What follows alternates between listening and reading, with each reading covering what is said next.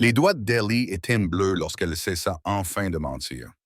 Enceinte de 6 mois, affamée et transie de froid sous le porche d'un inconnu dans le Wyoming, elle vit les yeux du gigantesque éleveur se poser sur son ventre rebondi, la seule chose qu'elle avait cachée dans toutes les lettres qu'elle lui avait écrites.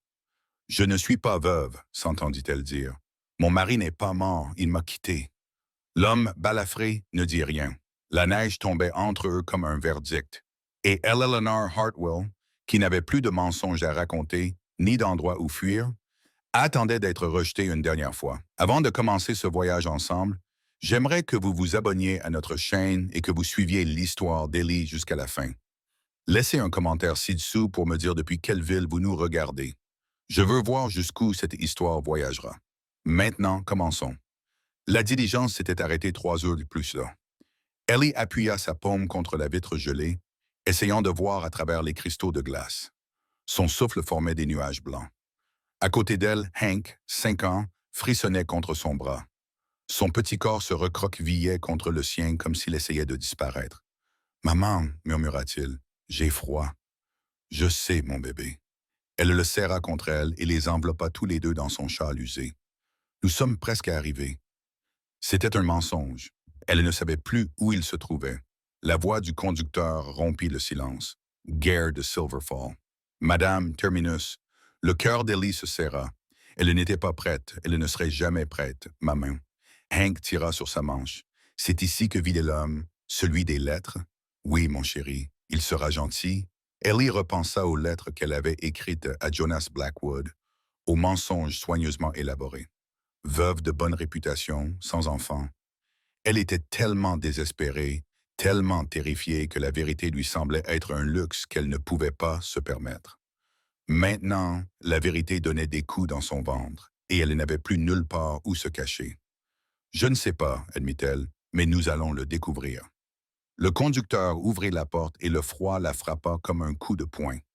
L'hiver du Wyoming n'était pas comme celui de Philadelphie.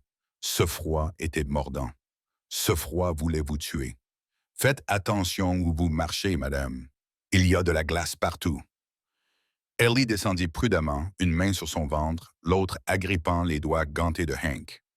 La gare était un bâtiment trapu en bois dont la cheminée laissait s'échapper de la fumée. Quelques chevaux étaient attachés à un poteau, leur souffle formant des volutes de vapeur, et là, à l'écart de la petite foule, se tenait un homme qui ne pouvait être que Jonas Blackwood. Il était énorme. Ce fut sa première pensée, plus grand que tous les hommes qu'elle avait jamais vus, avec des épaules assez larges pour masquer le ciel gris derrière lui. Une barbe sombre couvrait la moitié inférieure de son visage, et même à 6 mètres de distance, elle pouvait voir la cicatrice, une corde tordue de tissu pâle qui partait de son col et remontait le long du côté gauche de son cou, disparaissant dans la racine de ses cheveux. Ses yeux croisèrent les siens à travers la neige. Des yeux gris, des yeux d'hiver, des yeux qui avaient vu des choses brûlées. Les jambes d'Ellie refusaient de bouger. « Maman », Hank se pressait contre sa jupe. « Il est grande, je sais, mon chéri. » Jonas Blackwood s'avança vers eux. Ses bottes crissaient dans la neige à chaque pas délibéré et mesuré. Il se déplaçait comme un homme qui avait appris à faire attention à ses mouvements afin de ne pas effrayer qui que ce soit. Il s'arrêta à 1 mètre d'eux. Madame Hartwell. Sa voix était plus grave qu'elle ne l'avait imaginé, calme comme le tonnerre entendu de très loin. « Monsieur Blackwood. » Sa propre voix était stable. Un miracle. « Oui, je suis Eleanor Hartwell. » Son regard passa de son visage à l'enfant qui lui tenait la main. Quelque chose vacilla dans ses profondeurs grises. De la surprise, certainement, mais aussi autre chose. Quelque chose qu'elle ne pouvait déchiffrer. Puis son regard se posa sur son ventre. Le ventre qu'elle avait caché derrière des manteaux trop grands et des angles prudents sur la seule photo qu'elle avait envoyée. Le ventre qu'il était désormais impossible de dissimuler, rond et évident sous sa robe en laine fine. Le silence s'étira entre eux comme un fil sur le point de se rompre. « Les lettres, dit Jonas lentement. Vous avez écrit que vous étiez veuve, sans enfant, et que vous cherchiez à prendre un nouveau départ. » La gorge de Lee se serra. C'était le moment qu'elle redoutait depuis 3000 miles. « J'ai menti. » Les mots tombèrent dans l'air glacial comme des pierres dans une eau calme. Voici mon fils, Henry. Hank. Elle tira légèrement le garçon vers elle. Il a 5 ans et je suis... Elle posa sa main sur son ventre. À 6 mois. Le visage de Jonas Blackwood était indéchiffrable. Une pierre sculptée en forme d'homme. Et votre mari, c'était le pire. La partie qui la condamnerait aux yeux de toute personne décente. Je ne suis pas veuve. La vérité jaillit d'elle, déchirée et désespérée. Mon mari n'est pas mort, il m'a quitté. Il s'est enfui avec une autre femme quand il a appris que j'étais enceinte. J'ai dit à tout le monde qu'il était mort parce que je ne pouvais pas. Sa voix se brisa. Je ne pouvais pas supporter la honte d'avoir été abandonné. Je suis désolé. Je suis tellement désolé. Je sais que je n'ai pas le droit de vous demander quoi que ce soit, mais s'il vous plaît, si vous pouviez juste nous laisser passer la nuit ici, je trouverais un autre endroit où m'arrêter. Ce simple mot coupa court à son discours décousu, sans colère, juste définitif. Ellie s'arrêta, le cœur battant à tout rompre. Les petits doigts de Hank s'enfoncèrent dans sa paume. Jonas Blackwood la regarda longuement. Puis il s'accroupit pour se mettre à la hauteur de Hank. Le mouvement était étonnamment gracieux pour un homme aussi corpulent. « Henry, dit-il doucement, tu as froid? » Hank acquiesça, les yeux écarquillés. « Tu aimes les chevaux? » Un autre signe de tête. « J'ai 17 chevaux dans mon ranch. Tu m'aideras à m'en occuper. Je t'apprendrai à monter à cheval au printemps. » Ça me semble juste. Hank leva les yeux vers Ellie, l'incertitude se lisant sur son petit visage. Elle ne pouvait ni parler ni respirer. « Vas-y, parvint-elle à dire. Réponds à cet homme. »« Oui, monsieur, murmura Hank. Ça me semble juste. » Jonas se redressa. Ses yeux gris croisèrent ceux d'Ellie, et pour la première fois, elle y vit quelque chose d'humain, quelque chose de blessé, de fatigué et de douloureusement familier. « Je ne vais pas prétendre que je ne suis pas surpris, dit-il, et je ne vais pas prétendre que les mensonges ne me dérangent pas, parce que c'est le cas. » Ellie tressaillit. « Mais j'ai mis une annonce dans ce journal parce que j'avais besoin d'une femme, de quelqu'un avec qui partager ma maison, de quelqu'un pour... » Il s'interrompit, serrant les mâchoires. « J'ai mes propres raisons de vouloir fonder une famille, mon propre passé. Voici ce que je pense. » Il s'approcha, assez près pour qu'elle puisse voir les flocons de neige pris dans sa barbe. « Tu as menti parce que tu avais peur, parce que tu n'avais pas d'autre choix. Je comprends cela mieux que vous ne le pensez. » Sa voix baissa d'un ton. « J'ai moi aussi fait des choses dont je ne suis pas fier, des choses qui me hantent chaque nuit. Je ne suis donc pas en mesure de vous juger. Monsieur Blackwood, Jonas. » Sa correction fut douce mais ferme. « Si nous devons faire cela, appelez-moi Jonas. » Jonas. Ce nom lui semblait étrange. Je ne comprends pas. Après ce que je vous ai dit, le garçon a besoin d'un foyer. Vous avez besoin d'un foyer. Le bébé a besoin d'un foyer. Il haussa légèrement ses épaules massives. J'ai un foyer. Cela me semble assez simple. Les larmes brûlaient les yeux d'Ellie. Elle cligna des yeux avec acharnement pour les retenir. Elle n'avait pas pleuré quand Walter était parti. Elle n'avait pas pleuré quand le propriétaire l'avait mise à la porte. Elle n'allait pas pleurer maintenant devant un inconnu qui avait toutes les raisons de la détester. Pourquoi? La question sortit entrecoupée. Pourquoi feriez-vous cela? Vous ne me connaissez pas. Vous ne me devez rien. Jonas resta silencieux pendant un moment. Puis il dit, « Il y a 3 ans, j'ai perdu ma femme et ma fille dans un incendie. Je n'ai pas pu les sauver. Je n'ai rien pu faire d'autre que les regarder mourir. » Ellie retint son souffle. « Depuis, je vis seul dans cette maison, je mange seul, je dors seul, je me réveille chaque matin en me demandant quel est le sens de tout cela. » Ses yeux gris fixaient les siens. Puis ta lettre est arrivée et je me suis dit, « Peut-être que c'était Dieu qui me donnait une chance de bien faire cette fois-ci, de protéger quelqu'un au lieu de le laisser tomber. » Il tendit lentement la main, lui laissant le temps de se retirer. Sa main était rugueuse, couverte de callosité, chaude malgré le froid. Il l'enroula autour de la sienne. « Je ne te demande pas de m'aimer, dit Jonas. Je ne te demande même pas de me faire confiance. Ça viendra ou ça ne viendra pas. Mais je te demande de me laisser essayer. Laisse-moi t'offrir à toi, à ton fils et à ce bébé un foyer, un vrai foyer. » Ellie baissa les yeux vers leurs mains jointes, la sienne tremblante, la sienne marquée de cicatrices. « Et si j'échoue à nouveau, murmura-t-elle, si je te déçois, alors on trouvera une solution ensemble. » Un léger sourire effleura ses lèvres. C'est ce que font les familles, d'après ce qu'on m'a dit. Le trajet en chariot jusqu'au ranch Blackwood Creek dura 4 heures. À leur arrivée, Hank s'était endormi contre Jonas, et Ellie avait mal au dos à cause des secousses du voyage. Mais elle ne remarqua presque pas son inconfort.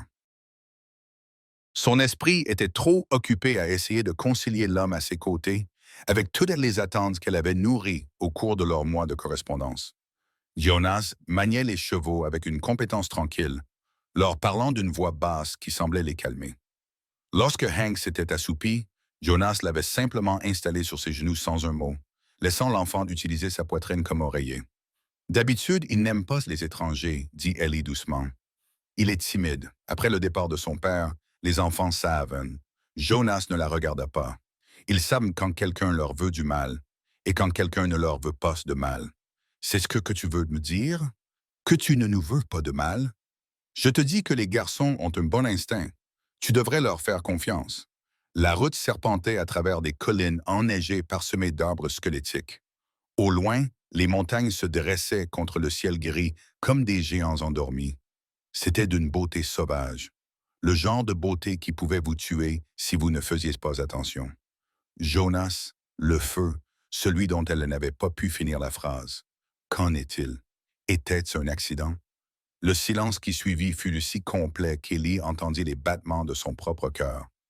Non, dit finalement Jonas, ce n'était pas un accident. Qui? Pas encore. Sa voix était douce mais ferme. Nous avons un long chemin à parcourir, Ellie. Nous aurons tout le temps pour les vieux fantômes. Rentrons d'abord à la maison. Et la maison, ces mots s'installèrent dans sa poitrine, chauds et étranges. Quand avait-elle eu un foyer pour la dernière fois? Pas la chambre exiguë de la pension à Philadelphie. Pas l'appartement froid qu'elle partageait avec Walter. Peut-être pas depuis qu'elle était enfant, assise sur les genoux de sa mère près du feu, se sentant en sécurité comme elle ne l'avait plus jamais été depuis. Pourrait-elle ressentir cela ici? Dans cette nature sauvage gelée avec cet étranger marqué par les cicatrices, et elle ne savait pas. Mais pour la première fois depuis des mois, et elle voulait le découvrir. Les ranchs Blackwood Creek est apparu alors que le soleil commençait à se coucher, projetant de longues ombres violettes sur la neige. Il était plus grand qu'Ellie ne l'avait imaginé. Une maison en rondin de 2 étages se dressait contre une falaise protectrice, de la fumée s'échappant de 2 cheminées jumelles. Une immense grange dominait la propriété, ainsi que plusieurs dépendances plus petites. Des clôtures s'étendaient dans toutes les directions, délimitant des pâturages désormais blancs sous l'hiver.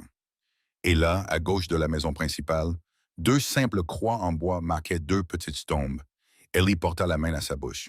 Jonas suivit son regard, la mâchoire serrée. « Martha et Lily, dit-il doucement. Ma femme, ma fille, Lily avait 3 ans quand... » Il secoua la tête. « J'ai construit cet endroit pour elle. Elles n'ont jamais pu le voir terminé.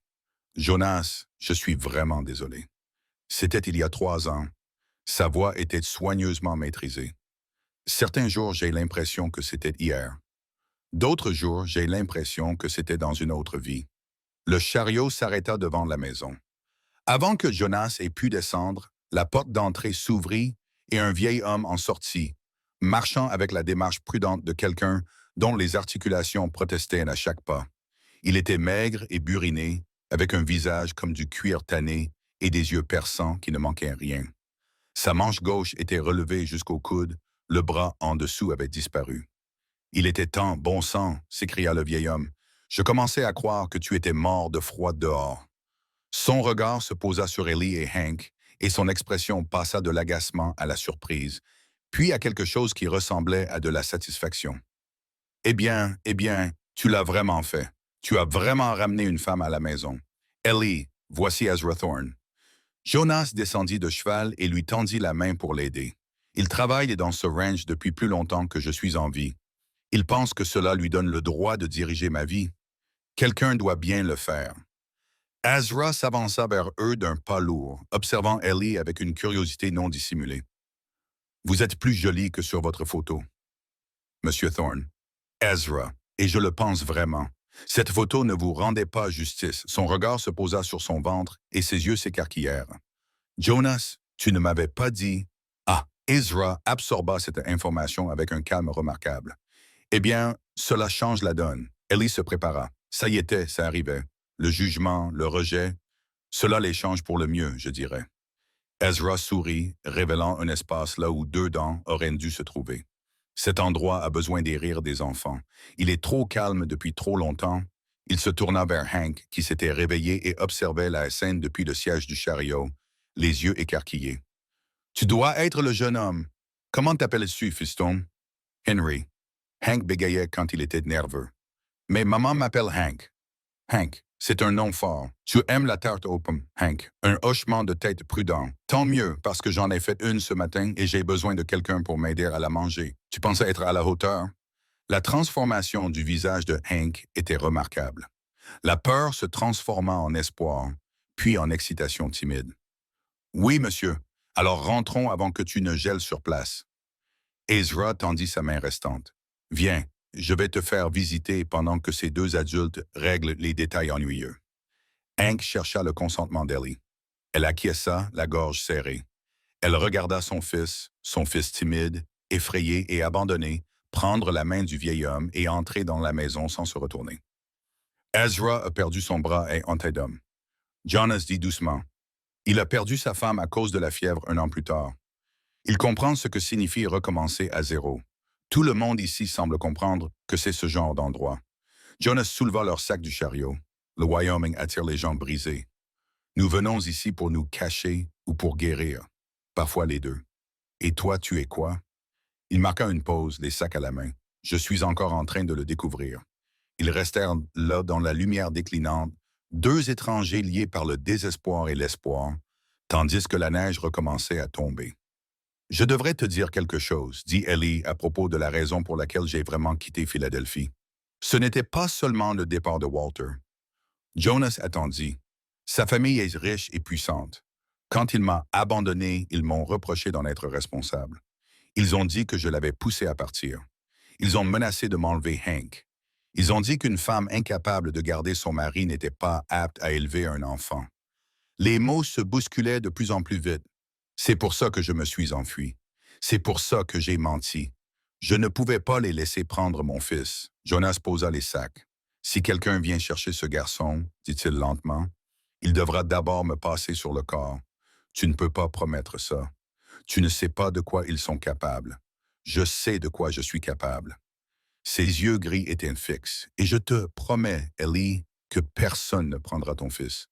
Pas tant que je respirerai. Elle le croyait. Que Dieu l'aide. Elle croyait cet inconnu balafré plus qu'elle n'avait jamais cru aux promesses mielleuses de Walter. Merci, murmura-t-elle. Ne me remercie pas encore. Nous avons un long hiver devant nous. Il reprit les sacs. Entrez. Vous devez manger. Vous devez vous reposer. Ce bébé n'attendra pas éternellement. L'intérieur de la maison était plus chaud qu'Ellie ne l'avait imaginé. Deux cheminées brûlaient, l'une dans la pièce principale et l'autre dans la cuisine. Le mobilier était simple mais de bonne facture, sans doute l'œuvre de Jonas. Un tapis usé recouvrait le parquet et des rideaux faits main étaient suspendus aux fenêtres, mais ce sont les touches féminines qui attirèrent son attention. Un vase de fleurs séchées sur la cheminée, une broderie au point de croix accrochée au mur, un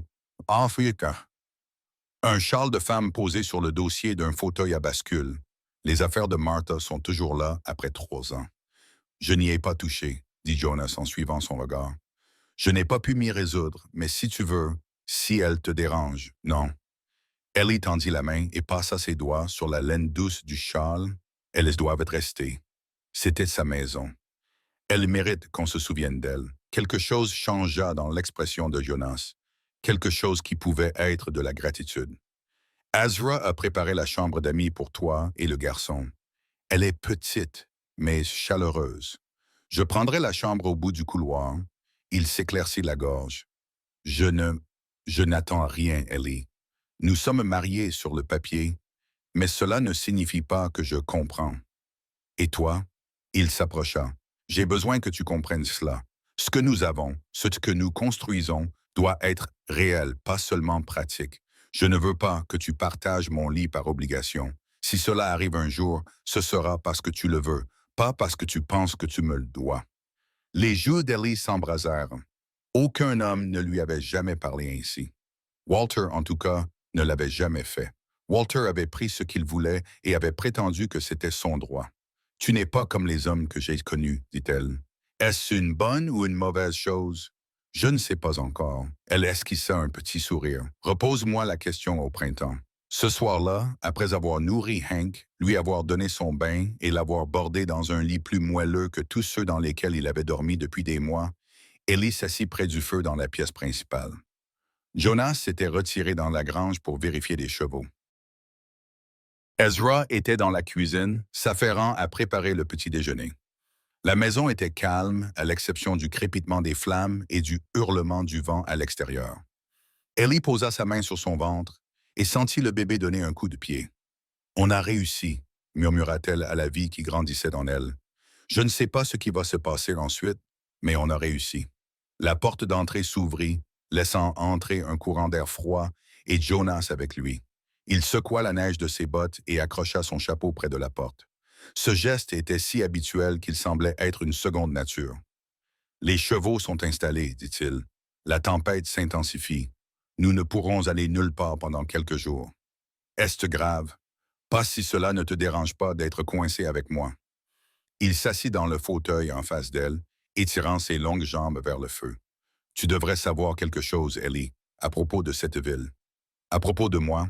Et toi alors? Les habitants de Silver Falls ne me font pas confiance. Certains me détestent carrément. » Sa mâchoire se crispa. « Il y a 3 ans, après l'incendie, j'ai trouvé l'homme qui avait dit ça, un vagabond nommé Silas Crawford. Il avait été payé pour le faire. Payé pour tuer ma famille. » Ellie retint son souffle. « Je l'ai traqué. Je l'ai confronté. Jonas fixait les flammes et je l'ai tué. Je l'ai battu à mort à main nue alors qu'il implorait ma pitié. Le feu crépitait. Aucun d'eux ne bougeait. Au procès, ils ont invoqué la légitime défense. Ils ont dit que je protégeais ma propriété, que je défendais ce qui m'appartenait. Le jury m'a acquitté. Sa voix s'est affaiblie. Mais nous connaissions tous la vérité. J'ai tué cet homme parce que je voulais sa mort. Parce que je n'avais pas pu sauver Martha et Lily, mais que je pouvais très bien faire payer quelqu'un pour les avoir prises. Jonas, je ne te demande pas de me pardonner. Je ne demande même pas ta compréhension. » Il la regarda enfin et la douleur dans ses yeux gris était bouleversante. « Je te dis cela parce que tu mérites de savoir à qui tu t'es lié. Je suis un meurtrier, Ellie. La loi m'a peut-être innocenté, mais Dieu sait qui je suis. Et si tu veux prendre ce garçon et partir, je te donnerai assez d'argent pour recommencer ailleurs. » Sans question, sans reproche, le silence s'installa entre eux. Ellie pensa à Walter, à son sourire charmant et à ses promesses vaines. Elle pensa à son père qui l'avait vendu au plus offrant et avait appelé cela un mariage. Elle pensa à tous les hommes qui avaient prétendu l'aimer tout en la traitant comme un objet. Puis elle pensa à cet homme marqué, brisé, honnête, qui avait tué pour venger sa famille et qui lui offrait maintenant une échappatoire qu'elle n'avait pas demandée. « L'homme qui a fait du mal à ta femme et à ta fille, dit-elle lentement, il méritait de mourir. » Jonas tressaillit. « Je ne dis pas que ce que tu as fait était juste. Je ne dis pas que je n'ai pas peur. » Elle se pencha en avant. « Mais je ne partirai pas non plus.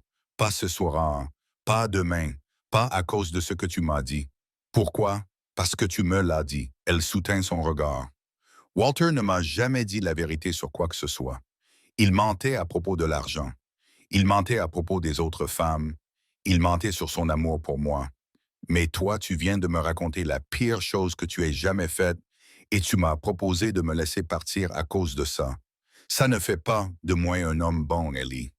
Peut-être pas, mais ça fait de toi un homme honnête. » Elle se leva, appuyant sa main sur son dos endolori. « Et c'est plus que je n'ai jamais eu. » Elle se dirigea vers sa chambre, puis s'arrêta à la porte. « Jonas? Oui. L'homme qui a payé Silas Crawford pour allumer cet incendie. As-tu découvert qui c'était? » Le silence qui suivit était une réponse suffisante. « Pas encore, dit finalement Jonas, mais je le découvrirai, et quand ce sera le cas... » Il ne termina pas sa phrase. Il n'avait pas besoin de le faire. Ellie se coucha cette nuit-là avec le vent qui hurlait dehors et un tueur qui dormait au bout du couloir. Et pourtant, contre toute attente, elle se sentait plus en sécurité qu'elle ne l'avait été depuis des années. Elle rêva d'un incendie, non pas celui de Jonas, mais le sien. Elle était de retour à Philadelphie, dans le petit appartement au-dessus de la boucherie. Walter se tenait dans l'embrasure de la porte en riant, tandis que les flammes léchaient les murs. Tu ne peux pas y échapper, dit-il. Tu ne peux pas m'échapper. Hank hurla. Ellie tendit les bras vers lui, mais ses membres refusaient de bouger. Le feu se rapprochait. La fumée envahissait ses poumons. Maman. Elle se réveilla en haletant, le cœur battant, les draps emmêlés autour de ses jambes. Maman. Cette fois, la voix de Hank était bien réelle. Il se tenait à côté du lit, vêtu de sa chemise de nuit, le visage pâle dans l'obscurité. Tu faisais des bruits effrayants. Je suis désolé, mon chéri. Elle l'attira dans le lit à côté d'elle. Ce n'était qu'un mauvais rêve. Rendors-toi. Je ne veux pas retourner à Philadelphie. Sa petite voix tremblait. Je ne veux pas que le papa nous trouve. Ellie le serra plus fort contre elle. Il ne nous trouvera pas. Nous sommes en sécurité ici. Promis. Elle pensa à Jonas, à ses cicatrices, à son honnêteté et à sa force tranquille et terrible. Je te le promets, dehors, la neige continuait de tomber, effaçant leurs traces, les cachant du monde. Dans la pièce principale, Jonas Blackwood était assis, éveillé, près du feu qui s'éteignait, surveillant la porte comme un homme attendant la visite de fantômes. Il viendrait, il en était certain. Il venait toujours. Mais cette fois, il serait prêt. La première semaine au ranch Blackwood Creek passa dans un brouillard d'épuisement et de petites victoires. Ellie comprit rapidement que la vie au ranch en hiver n'avait rien à voir avec ce qu'elle avait imaginé en lisant les romans à 4 sous de son enfance. Il n'y avait rien de romantique à puiser de l'eau au puits avec les doigts gelés, rien de glamour à frotter des casseroles jusqu'à ce que ses jointures craquent et saignent. Le poêle à bois semblait déterminé à la vaincre. Soit il crachait de la fumée dans la cuisine, soit il refusait de chauffer correctement. Peu importe comment elle réglait le registre, mais elle refusait d'abandonner. Tu vas t'épuiser, lui dit Ezra le troisième matin, en la regardant se débattre avec un seau d'eau. Laisse-moi t'aider, je peux me débrouiller. Je n'ai pas dit que tu ne pouvais pas, j'ai dit que tu allais t'épuiser. Il prit le seau de sa main valide et le souleva comme s'il ne pesait rien. La fierté est une chose utile, Madame Blackwood, mais elle ne vous tient pas chaud la nuit. Madame Blackwood, ce nom lui semblait encore étranger, comme un manteau qui ne lui allait pas tout à fait. Je ne suis pas fier, dit Ellie. J'ai peur. Ezra marqua une pause. Peur de quoi? D'être inutile.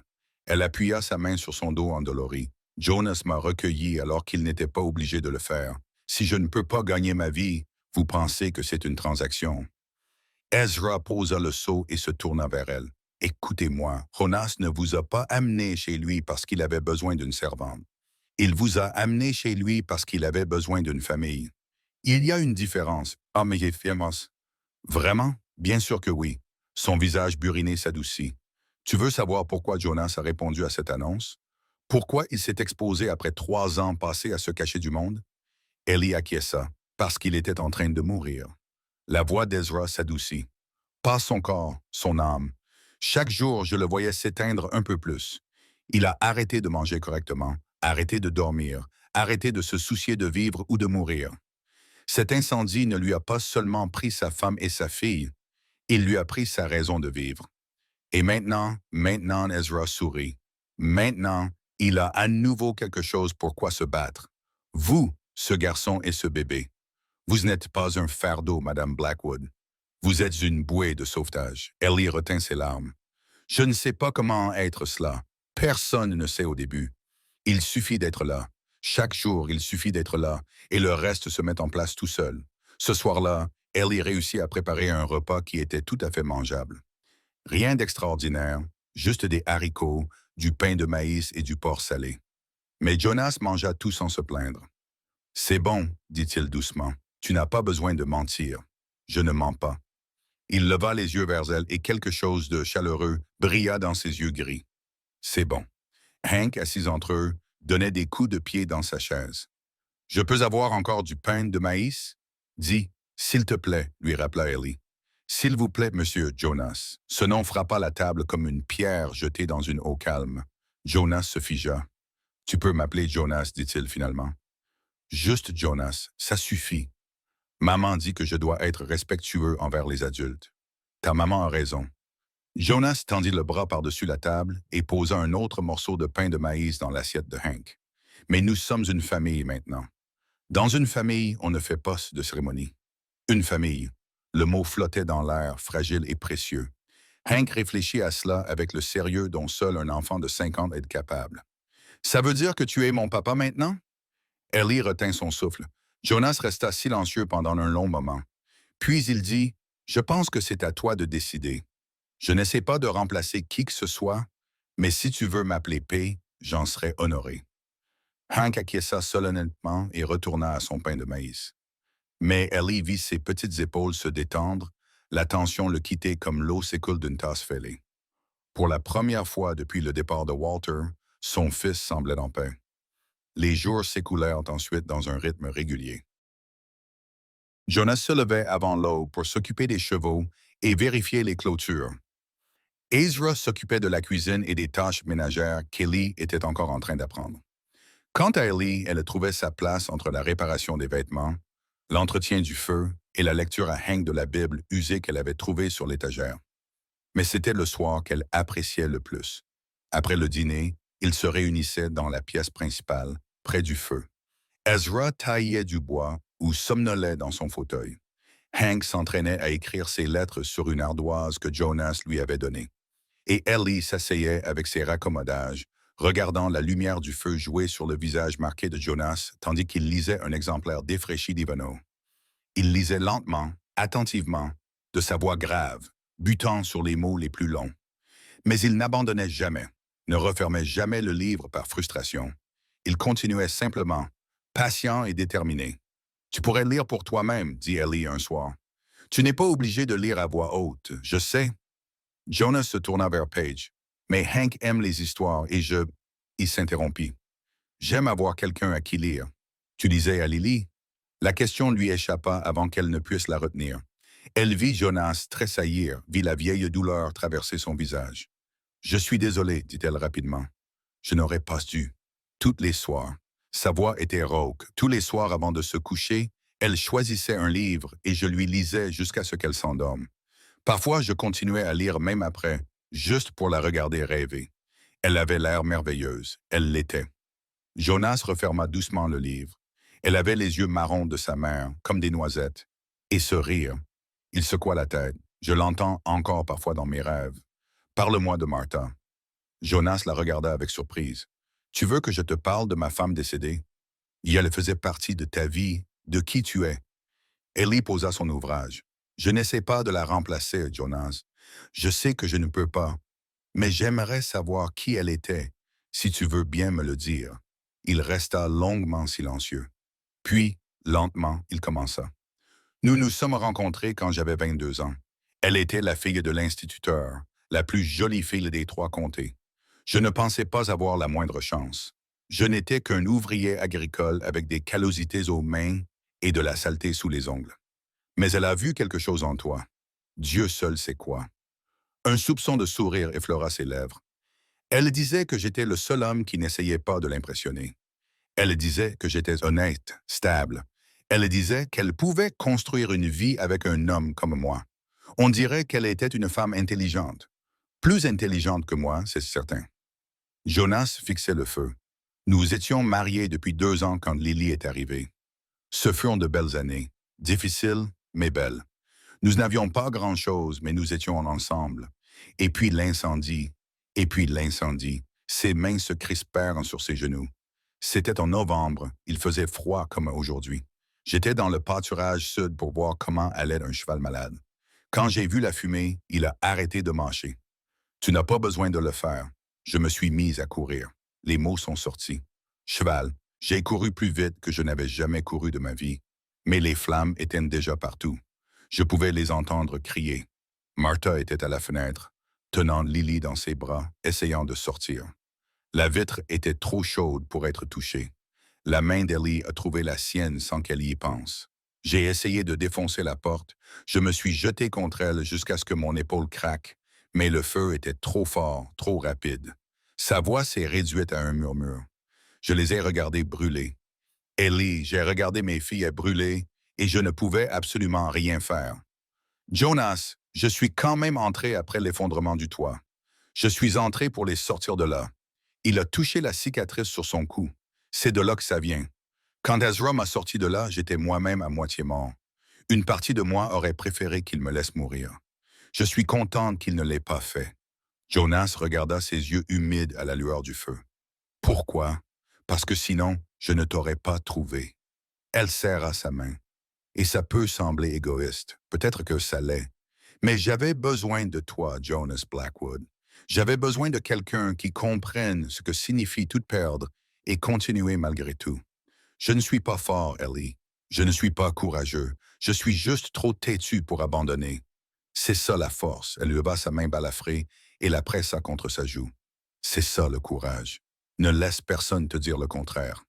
Ils restèrent assis là, à la lueur du feu, main dans la main, tandis que Hank dormait sur le tapis entre eux et qu'Ezra faisait semblant de ne pas les regarder depuis sa chaise. Ce n'était pas de l'amour. Pas encore. Mais c'était quelque chose, une base, un début. Et dans une maison hantée par des fantômes, cela suffisait. Le voyage en ville eut lieu la deuxième semaine, lorsque le temps s'éclaircit suffisamment pour permettre le trajet. Tu n'es pas obligé d'y aller, dit Jonas en attelant le chariot. Ezra peut aller chercher les provisions. Je veux y aller, dit Ellie en ajustant son bonnet de ses doigts froids. Je ne peux pas me cacher éternellement dans ce ranch. Tôt ou tard, je devrais affronter les gens. Les habitants de Silver Falls ne sont pas toujours gentils. J'ai déjà affronté des gens méchants. Elle grimpa sur le siège de la charrette, ignorant la main qui lui tendait. Je peux m'en occuper. Jonas l'observa un instant, puis acquiesça. Je viendrai avec toi. Tu n'es pas obligé. Je sais que je ne suis pas obligé. Il grimpa à côté d'elle et prit les rênes. Je veux venir. Hank resta avec Ezra, le vieil homme promettant de lui apprendre à sculpter un sifflet dans une branche de saule. Ellie regarda son fils lui faire signe depuis le porche, le cœur serré par l'inquiétude. Il ira bien, dit Jonas, lisant son expression. Ezra mourrait plutôt que de laisser quelque chose arriver à ce garçon. Je sais. C'est juste que, dit-elle en secouant la tête, je ne l'ai jamais quitté auparavant. Pas depuis Walter. Il est en sécurité ici. Plus en sécurité qu'ailleurs dans la région. Ellie voulait le croire. Elle avait besoin de le croire. Le trajet jusqu'à Silver Falls dura 3 heures sur des routes encore enneigées. Jonas resta silencieux pendant la majeure partie du trajet, concentré sur les chevaux. Mais Ellie le surprit à la regarder de temps en temps, s'assurant qu'elle avait assez chaud et qu'elle était à l'aise. C'était un geste insignifiant, tout à fait ordinaire. Mais Walter ne l'avait jamais fait.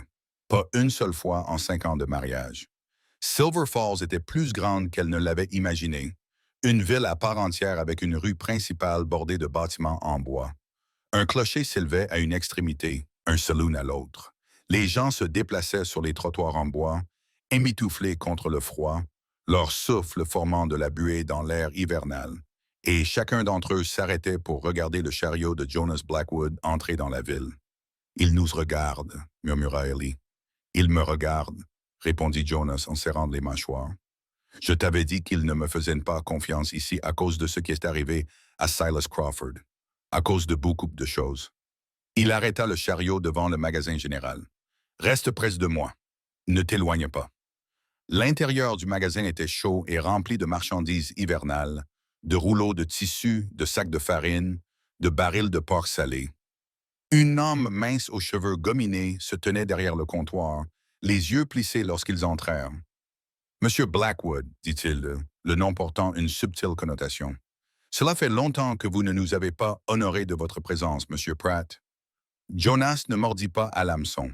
« J'ai besoin de provisions. » La commande habituelle. Et qui est-ce? Le regard de Pratt se posa sur Ellie, remarquant sa robe usée, son ventre gonflé, la mariée par correspondance dont nous avons entendu parler. Ellie leva le menton. « Je suis Madame Blackwood, si j'ai bien compris. » Le sourire de Pratt n'atteignit pas ses yeux. « Bienvenue à Silver Falls, Madame Blackwood. J'espère que vous trouverez notre petite ville accueillante. » Avant qu'Ellie n'ait pu répondre, la porte derrière elle s'ouvrit, laissant entrer un souffle d'air froid et une nouvelle voix. « Vernon, j'ai besoin de plus d'huile à lampe. Le dernier lot était dilué et je ne veux pas de ça. » La voix s'arrêta. Ellie se retourna. La femme qui se tenait dans l'embrasure de la porte avait peut-être 50 ans, les cheveux grisonnants tirés en un chignon sévère, et un visage qui aurait pu être beau sans cette expression désapprobatrice. Ses vêtements étaient raffinés, bien plus que tout ce qu'Ellie avait jamais possédé, et elle les portait avec l'assurance de quelqu'un habitué à être obéi. Eh bien, dit lentement la femme, Madame Blackwood, vous m'intriguez, Madame Wade. La voix de Jonas était soigneusement neutre. Voici ma femme, Eleanor. Oui, la mariée venue de l'Est. Madame Wade tourna autour d'Ellie comme un faucon examinant sa proie. Philadelphie, n'est-ce que pas? J'ai de la famille à Philadelphie. Je connais peut-être les vôtres. Le cœur d'Ellie fit un bond. J'en doute, madame. Ma famille n'était pas de là-bas. Nous n'appartenions pas à la haute société. Non, j'imagine que non. Le regard de madame Wade se posa sur le ventre d'Ellie. Je vois. Mais je vous dois mes félicitations. J'avoue que le calendrier est quelque peu confus. Vous êtes mariés depuis quoi, 2 semaines, et pourtant vous en êtes clairement à plusieurs mois. L'insinuation était claire, l'insulte indéniable. L'enfant est issu de mon premier mariage, dit Ellie d'un ton neutre. Je suis veuve. Vraiment? Madame Wade sourit, mais c'était le sourire d'un chat jouant avec une souris. Comme c'est pratique. J'ai toutefois entendu des rumeurs selon lesquelles votre premier mari ne serait pas tout à fait aussi mort que vous le prétendez. Ellie pâlit.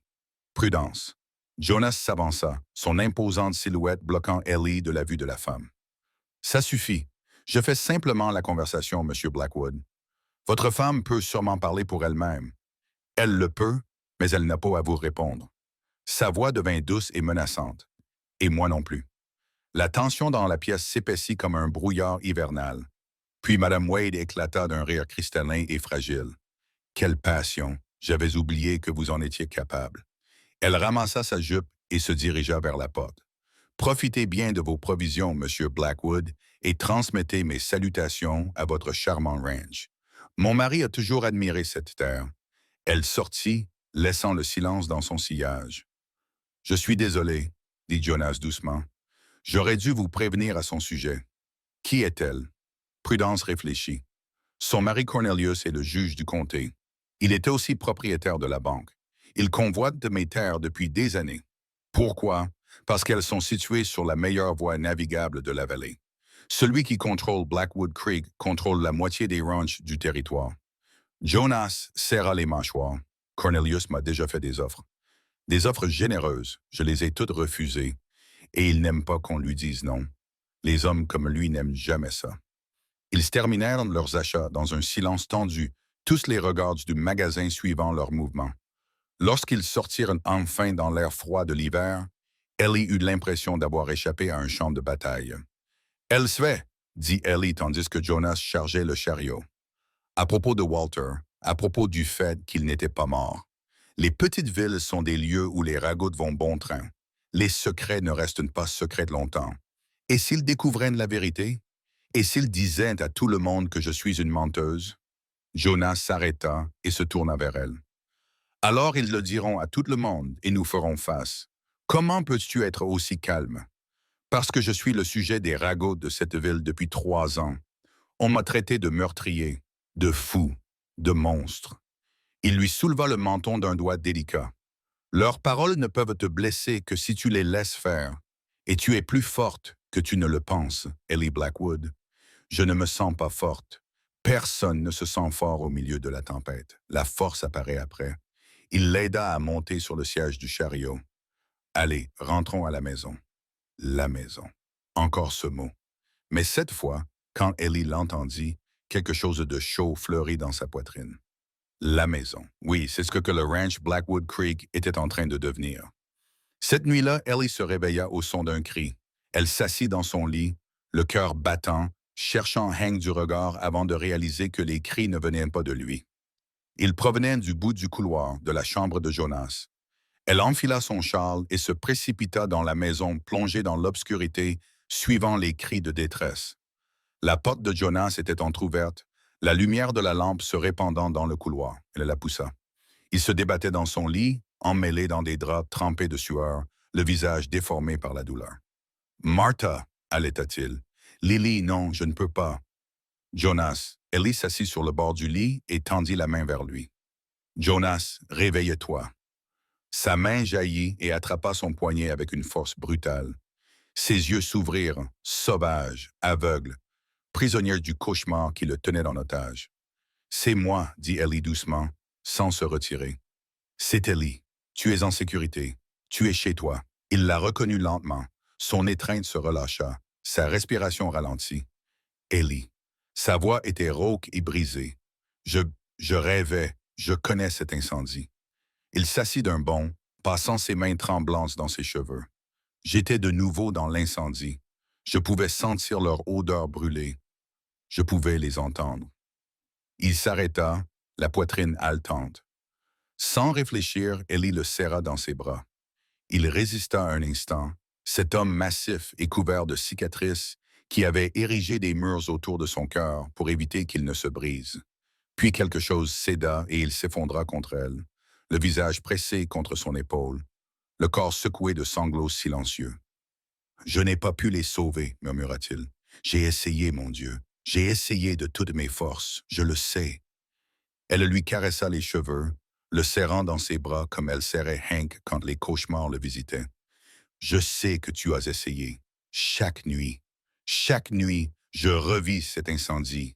Chaque nuit, je les laisse tomber à nouveau. Ce n'était pas ta faute. Si ça l'était. » Il détourna ses yeux gris ravagés par le chagrin. L'homme qui a engagé Silas Crawford. Il l'a engagé à cause de moi. Parce que je ne voulais pas vendre. Parce que je lui ai tenu tête, sa voix se brisa. Ma fierté a tué ma famille. Ellie, mon entêtement, mon refus. Elle lui prit le visage entre ses mains, le forçant à la regarder. L'homme qui a allumé cet incendie est responsable de leur mort. L'homme qui l'a payé est responsable. Tu es une victime, Jonas Blackwood, pas un méchant. Tu ne comprends pas. Je comprends mieux que tu ne le penses. Elle soutint son regard. Je me suis reproché le départ de Walter. Je me suis dit que je n'étais pas assez jolie, pas assez bien, pas assez femme pour le garder. J'ai porté cette honte pendant des mois. Cela m'a presque détruite. C'est différent, n'est-ce que pas? Elle secoua la tête. La honte est, oh, la honte. La culpabilité est que la culpabilité. Et aucune des deux n'aide personne. Vous pouvez passer le reste de votre vie à vous punir pour quelque chose que vous ne pouviez pas contrôler. Ou vous pouvez honorer leur mémoire en vivant, en construisant quelque chose de nouveau, en vous permettant d'être à nouveau heureuse. Je ne sais pas si j'en suis capable.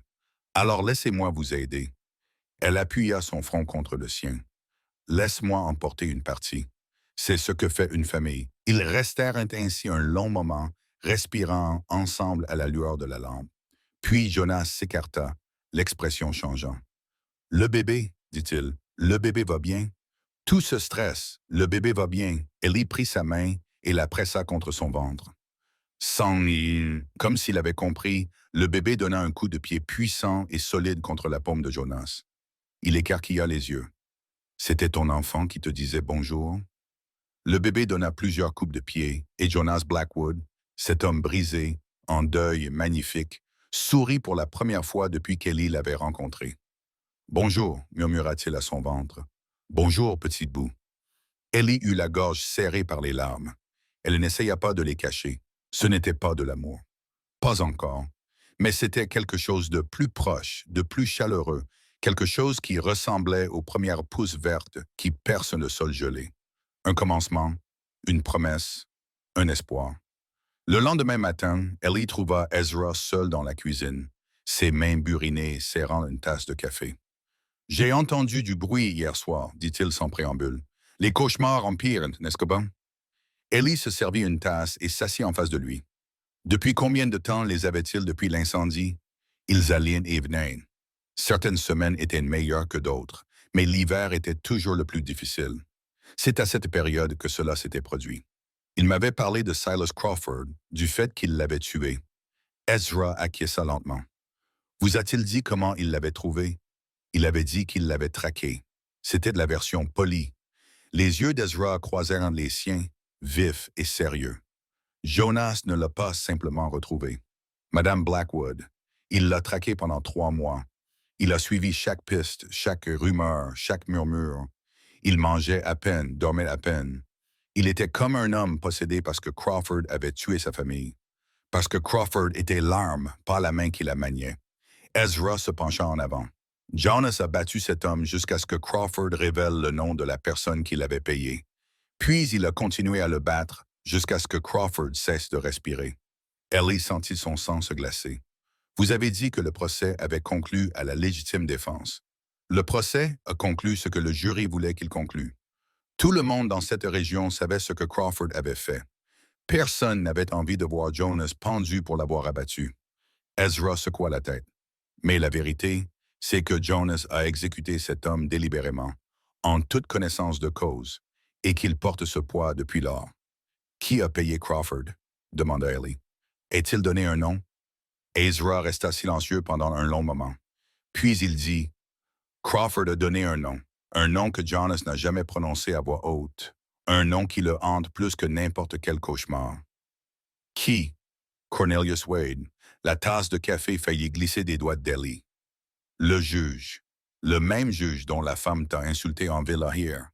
Le même juge qui essaye d'acheter ce terrain depuis des années. La voix d'Ezra baissa. Jonas ne peut pas le prouver. Le témoignage de Crawford est mort avec lui. Il n'y a pas d'autres preuves, mais il sait.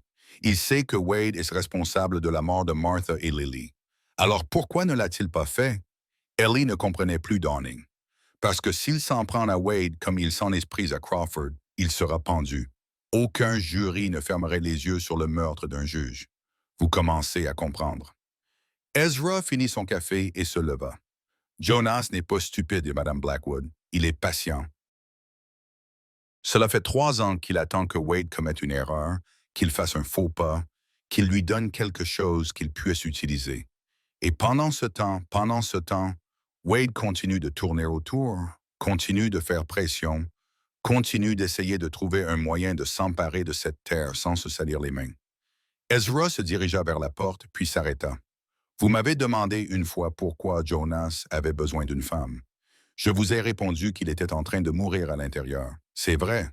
Mais il y a une autre raison. Quelle raison?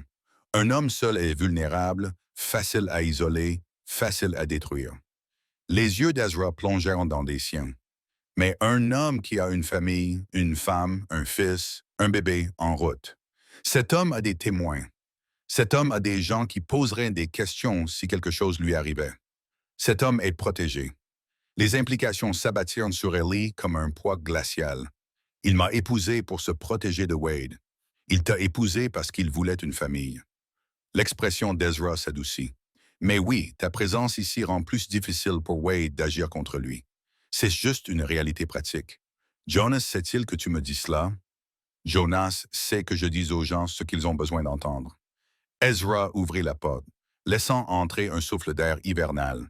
Et maintenant, tu dois comprendre exactement dans quoi tu t'es embarqué en te mariant. Parce que la tempête qui s'annonce n'épargnera pas Blackwood. Ce ne sera pas le genre de tempête qui passe avec le temps. Il partit et Ellie resta seule dans la cuisine, la main pressée contre son ventre, l'esprit en ébullition. Elle repensa au sourire de Prudence Wade, à l'intérêt de son mari pour cette terre, à l'incendie qui avait tué Martha et Lily, au cri de Jonas dans son sommeil, hanté par des fantômes auxquels il ne pouvait échapper et un ennemi qu'il ne pouvait toucher. Elle était venue dans le Wyoming en quête de sécurité, d'un nouveau départ, d'un endroit où son passé ne pourrait la suivre. Au lieu de cela, elle s'était retrouvée au milieu d'une guerre, et qu'elle le veuille ou non, elle en faisait désormais partie. Cet après-midi-là, Hank entra en courant dans la maison, haletant d'excitation. « Maman, viens vite! » Ellie le suivit jusqu'à la grange où Jonas se tenait avec un collet à moitié adulte, le pelage emmêlé et une oreille déchirée. « Je l'ai trouvée dans les bois, » dit Jonas, presque affamé. « Elle a dû être abandonnée par un convoi de chariots. »« On peut la garder? » Les yeux de Hank étaient écarquillés. « S'il te plaît, maman, s'il te plaît. » Ellie regarda son fils, ce garçon qui avait tant perdu et qui demandait si peu, puis Jonas, qui la regardait avec un espoir tranquille. « Qu'en penses-tu? » lui demanda-t-elle. « Je pense que tous les garçons ont besoin d'un chien. » Jonas s'agenouilla, laissant Hank caresser l'animal tremblant. « On l'appellera Scout, si ça convient à ta maman. » « Maman, » la voix de Hank se brisa d'un espoir désespéré.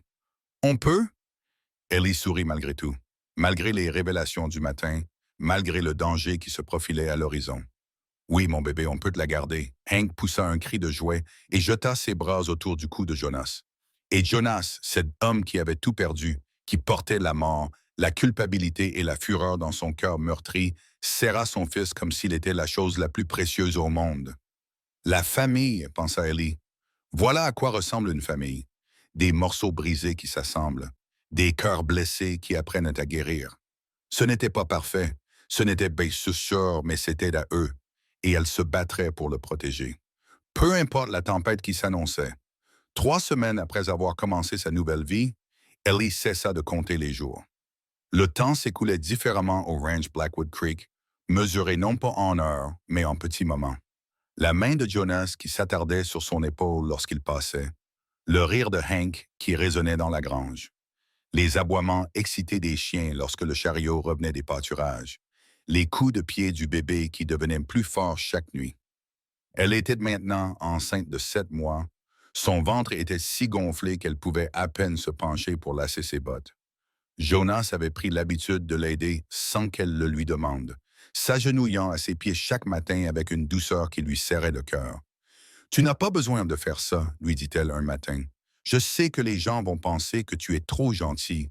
Laisse-les penser ce qu'ils veulent. Il finit de lasser ses bottes et leva les yeux vers elle. Tu portes mon enfant. Le moins que je puisse faire, c'est de lasser tes chaussures. Mon enfant. Il avait commencé à le dire naturellement, sans hésitation, comme si le bébé qui grandissait en elle avait toujours été le sien, Jonas. Oui, je dois te dire quelque chose. Il se leva lentement, lisant la tension sur son visage. Qu'y a-t-il? Ezra m'a parlé de Wade, de ce que Crawford a dit avant de mourir. La chaleur disparut du visage de Jonas. Il n'aurait pas dû. Peut-être pas, mais j'avais besoin de savoir. Elle lui prit de la main. Je suis ta femme, Jonas. Je ne peux pas protéger cette famille si je ne comprends pas à quoi nous sommes confrontés. Tu ne devrais pas avoir à protéger qui que ce soit. C'est mon travail, notre travail. Elle serra ses doigts. C'est ce que tu as dit. Souviens-toi, quoi qu'il arrive, nous y faisons face ensemble. Jonas resta silencieux pendant un long moment. Puis il expira, relâchant la tension qui pesait sur ses épaules. Tout tourne autour de cette terre depuis 10 ans. À l'époque où mon père en était propriétaire, il a essayé de l'acheter à 3 reprises, puis a toujours refusé. Il disait que les Blackwood vivaient près de ce ruisseau depuis 2 générations et qu'aucune somme d'argent ne changerait cela. Qu'est-il arrivé à ton père? Il est mort d'une fièvre quand j'avais 25 ans. Mal a suivi 1 an plus tard. Le chagrin, selon le médecin. Mais je pense qu'elle ne voulait tout simplement pas vivre sans lui. Jonas s'est approché de la fenêtre et a contemplé le paysage enneigé. J'ai hérité du ranch. Martha et moi nous sommes mariés. Nous voulions construire quelque chose ici, quelque chose qui durerait. Et Wade ne pouvait pas laisser cela se produire. Wade veut contrôler les droits sur l'eau. Ce ruisseau alimente la moitié des ranchs de la vallée. Celui qui possède cette terre peut faire payer ce qu'il veut pour y accéder ou couper complètement l'accès. Il a donc engagé Crawford pour vous faire peur et vous pousser à vendre. Il a engagé Crawford pour me brûler. Il ne s'attendait pas à ce que Martha et Lily soient à la maison. La voix de Jonas se durcit. Ou peut-être que si. Peut-être s'est-il dit qu'une famille morte serait plus facile à gérer qu'un éleveur têtu. Pouvez-vous prouver tout cela? Non, Crawford est mort. La trace de l'argent est enterrée. Wade est trop intelligent pour laisser des preuves. Il se tourna vers elle. C'est pourquoi j'ai attendu, observé, espéré qu'il commette une erreur. Et en 3 ans, il n'en a pas commis. Il a commis beaucoup d'erreurs, mais aucune que je puisse utiliser contre lui. Jonas traversa la pièce et lui prit les mains. Ellie, je veux que tu comprennes quelque chose. Wade est dangereux. Pas parce qu'il est violent. Il engage des gens pour ça. Mais parce qu'il est patient, il attendra des années pour obtenir ce qu'il veut.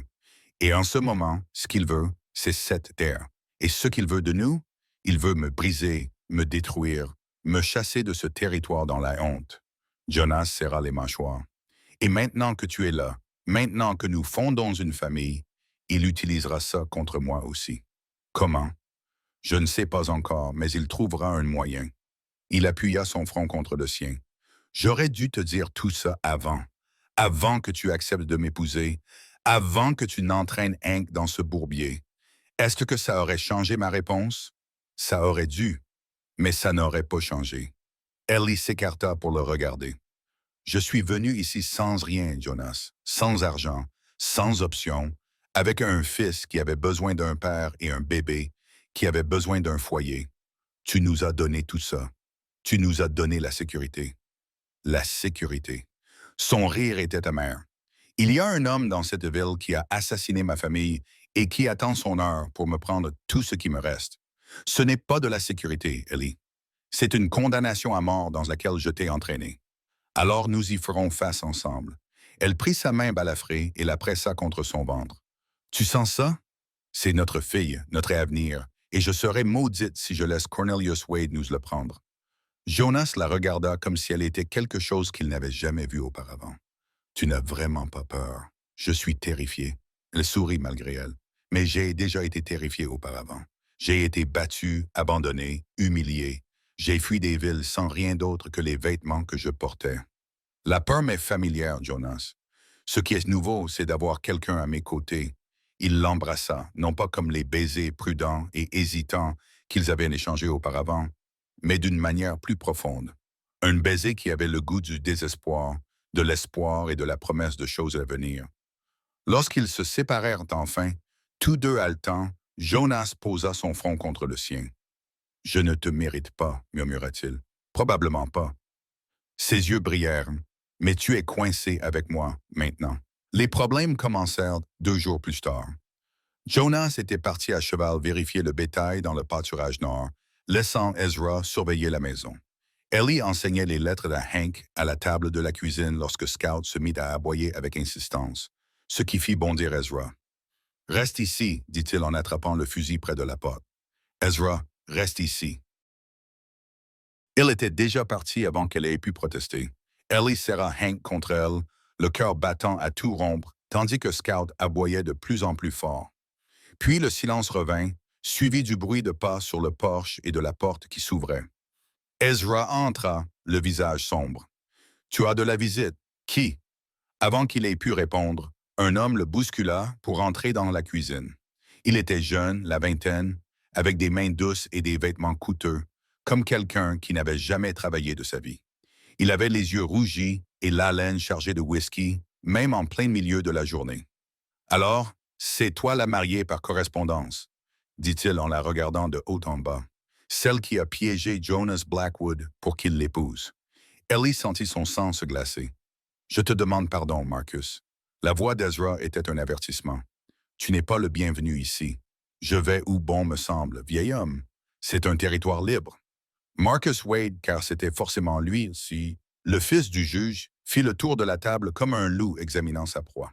« Ma mère m'a parlé de vous, la veuve enceinte de Philadelphie. Sauf que vous n'êtes pas vraiment veuve, n'est-ce que pas? » Ellie serra Hank dans ses bras. « Je pense que vous devriez partir. Je pense que je vais rester. » Marcus s'appuya contre le comptoir, croisant les bras. « Vous voyez, mon père s'intéresse beaucoup à ce ranch depuis des années. Et maintenant que Jonas est parti et s'est trouvé une femme qui a des secrets. Eh bien, cela ouvre des possibilités intéressantes. Quelles possibilités? Un moyen de pression. » Le sourire de Marcus était sinistre. Du chantage. Appelez ça comme vous voulez. Le fait est que nous savons des choses sur vous, Madame Blackwood. Des choses qui pourraient vous rendre la vie très difficile si elles venaient à être divulguées. Vous ne savez rien, n'est-ce que pas? Il s'éloigna du comptoir et s'approcha. Trop près. Je sais que votre mari n'est pas mort. Je sais que vous vivez dans le mensonge depuis votre arrivée ici. Je sais que si les braves gens de Silver Falls découvraient qu'ils ont accueilli une imposteur et une adultère, je ne suis pas une adultère. Essayez de le prouver. Marcus tendit la main et lui caressa la joue. Quelle jolie chose. Dommage que tu sois si avancé. Il y a quelques mois, tu aurais pu m'être utile d'une autre manière. Ezra réagit si vite qu'Ellie eut à peine le temps de voir quoi que ce soit. L'instant d'avant, Marcus lui caressait le visage. L'instant d'après, il était à terre. Ezra lui maintenait la poitrine avec sa botte et lui pressait le canon du fusil contre la gorge. « Tu oseras la toucher à nouveau ?» dit Ezra calmement. « Et je te ferai un trou dans le cou, fils du juge ou pas. Tu n'oserais pas. Essaie donc, mon garçon. J'ai tué des hommes meilleurs que toi pour moins que ça. » La bravade de Marcus s'effrita. Ellie vit la peur traverser son visage. Une vraie peur. Le genre de peur qui vient quand on réalise soudain qu'on a commis une terrible erreur. « Lâche-moi quand je serai prêt. » Ezra appuya plus fort avec le canon. « Voilà ce qui va se passer. Tu vas te lever. Tu vas monter sur ton cheval et tu vas retourner en ville et dire à ton père que les Blackwood ne sont pas intéressés par le plan qu'il est en train de mijoter. Mon père sera au courant. Je compte dessus. Ezra recula, laissant Marcus se relever précipitamment. Dis-lui aussi autre chose. Dis-lui que Jonas Blackwood a la mémoire longue. Et ses amis aussi. Marcus s'enfuit sans un mot. Par la fenêtre, Ellie le regarda monter sur son cheval et s'éloigner au galop, son manteau coûteux flottant derrière lui. Ses mains tremblaient. Elle se rendit compte qu'elle serrait Hank si fort qu'il avait du mal à respirer. « Maman, murmura-t-il, qui était cet homme? »« Personne, mon chéri. » Elle relâcha son étreinte, s'efforçant de garder une voix calme. Juste quelqu'un qui s'était perdu et avait besoin d'indications. Il a fait peur à Scout. Il m'a fait peur aussi. Elle regarda Ezra, qui observait toujours la route. « Merci. Ne me remercie pas encore. » Son visage buriné était troublé. Ce garçon va courir directement vers son père. Et Wade n'apprécie pas que l'on menace son fils. Que va-t-il se passer maintenant? Maintenant, nous attendons le retour de Jonas. Ezra posa son fusil avec un soupir. Et nous prions pour que je n'aie pas déclenché une guerre. Jonas revint au coucher du soleil, le visage assombri par le récit d'Ezra. Il l'a touché, juste son visage. Je l'ai arrêté avant qu'il ne la touche. La voix de Jonas était neutre, dangereuse. Il est entré chez moi, a menacé ma femme, a posé ses mains sur elle. Jonas, Ellie s'est approchée de lui. Je vais bien, le bébé va bien. Ezra s'en est occupé. Ezra n'aurait pas dû avoir à s'en occuper, j'aurais dû être là. On ne peut pas être partout à la fois. Je peux toujours essayer. Il fait les 100 pas dans la pièce comme un animal en cage, serrant et desserrant les poings. C'est ce que fait Wade. Il envoie son fils faire son sale boulot, sachant que je ne peux toucher ni l'un ni l'autre sans m'attirer les foudres de la justice. Qu'est-ce que tu vas faire? Jonas a arrêté de faire les 100 pas. Le regard dans ses yeux a glacé le sang d'Ellie. Jonas, elle lui a attrapé le bras. Quoi que tu aies en tête, ne le fais pas. Il t'a menacé, Ellie. Il a menacé notre bébé. Et si tu te lances à sa poursuite, tu seras pendu. C'est ce que tu veux. Tu veux que Hank grandisse son père. Tu veux que j'élève ce bébé seul. Ces mots le frappèrent comme un coup physique. Elle vit la rage quitter son visage, remplacé par quelque chose qui ressemblait à du désespoir. Je ne peux pas rester les bras croisés, alors sois intelligent. Elle s'approcha, prenant ses mains dans les siennes. Sois patient. Tu as dit que Wade était dangereux parce qu'il était prêt à attendre. Alors attends qu'il se lasse.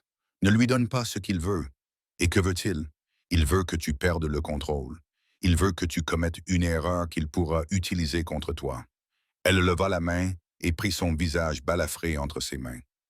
Ne le laisse pas gagner, Jonas. Pas comme ça. Pendant un long moment, il resta immobile.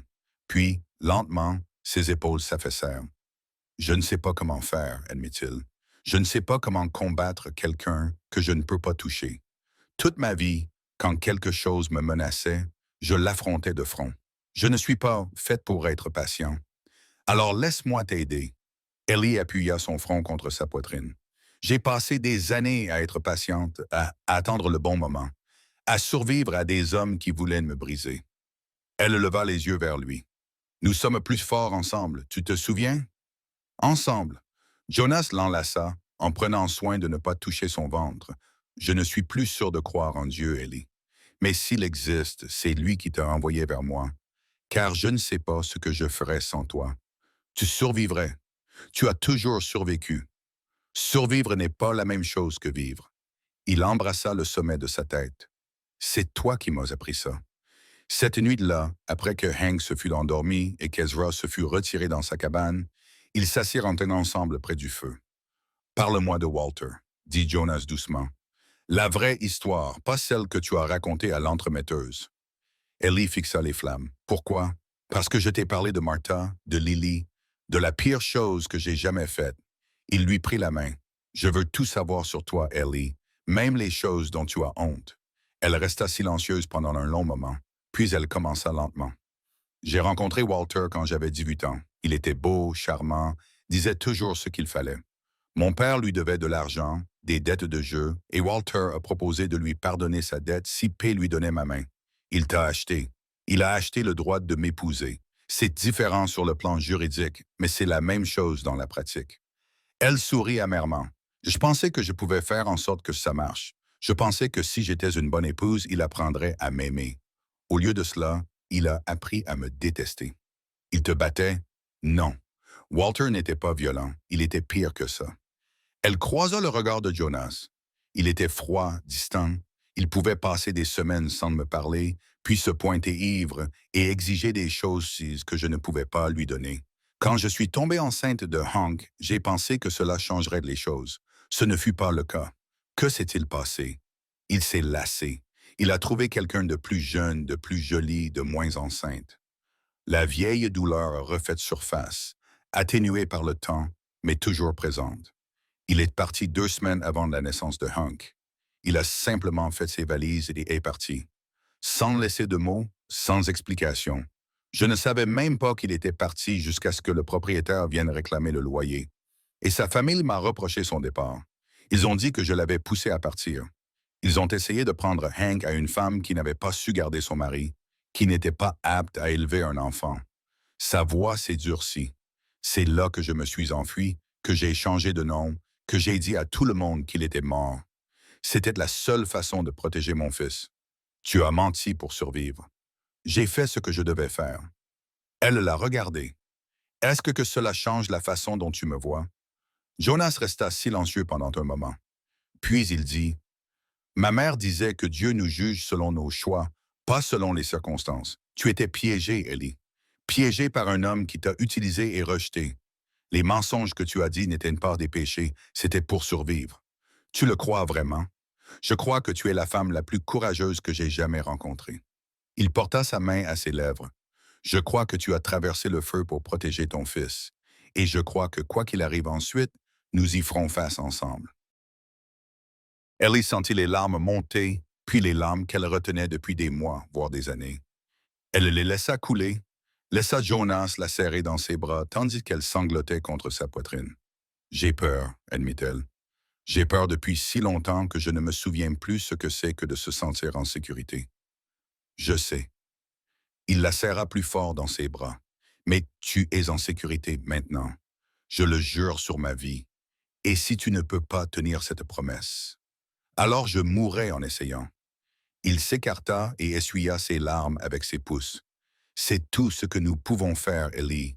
Faire de notre mieux et espérer que cela suffira. Elle l'embrassa, puis goûta le sel, la fumée et quelque chose qui lui rappelait son foyer.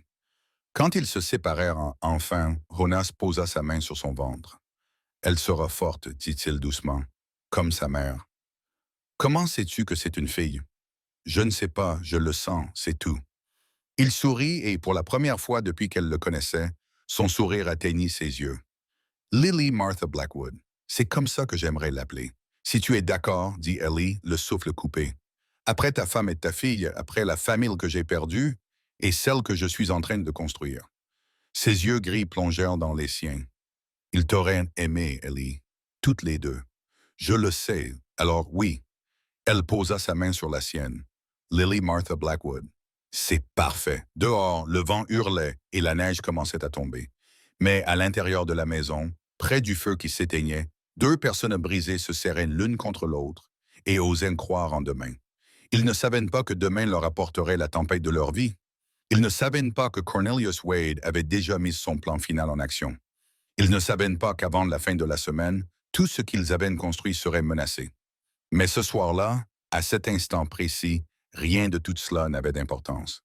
Ce soir-là, ils étaient ensemble. Et parfois, cela suffisait. La tempête de neige arriva sans prévenir. Ellie se réveilla dans un monde transformé, le vent hurlant contre la fenêtre. La neige tombait si drue qu'elle ne pouvait plus voir la grange depuis la maison. Jonas était déjà debout, enfilant son lourd manteau près de la porte. « Reste à l'intérieur, lui dit-il en la voyant. Entretenez le feu. Je dois aller voir les chevaux. Avec ce temps, ils vont geler si je ne le fais pas. » Il l'embrassa rapidement sur le front. « Je reviens vite. Ne laissez entrer personne. » Il était parti avant qu'elle ait pu protester, englouti par la furie blanche à l'extérieur. Ellie parcourut la maison, attisant les feux, vérifiant les fenêtres. Hank dormait encore. Scout était recroquevillé à ses pieds. Ezra sortit de l'arrière-boutique, le visage buriné et ridé par l'inquiétude. Elle est violente, dit-il en regardant la neige s'abattre contre la vitre. Je n'ai pas vu une tempête comme celle-ci depuis des années. Jonas va s'en sortir.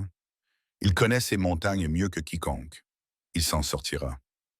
Mais les yeux d'Ezra racontaient une autre histoire. 1 heure passa, puis 2, et la tempête ne montrait aucun signe d'accalmie. Hank se réveilla affamé et effrayé, s'agrippant à la jupe d'Ellie, tandis que le tonnerre grondait au-dessus de leur tête. Elle prépara le petit déjeuner, les mains tremblantes, essayant de garder une voix calme, essayant de ne pas lui montrer la peur qui montait en elle. Où est-ce Monsieur Jonas? Demanda Hank. Il va voir les chevaux, mon chéri. Il reviendra bientôt. La tempête est bruyante. Je sais, mon bébé, mais nous sommes en sécurité à l'intérieur. 1 heure de plus s'écoula. Il fallait rajouter du bois dans la cheminée du salon. Ezra alla en chercher dans la pile près de la porte arrière, et Ellie l'entendit jurer. Qu'y a-t-il? Les portes de la grange sont ouvertes. Sa voix était tendue. Je peux le voir d'ici. Quelque chose ne va pas.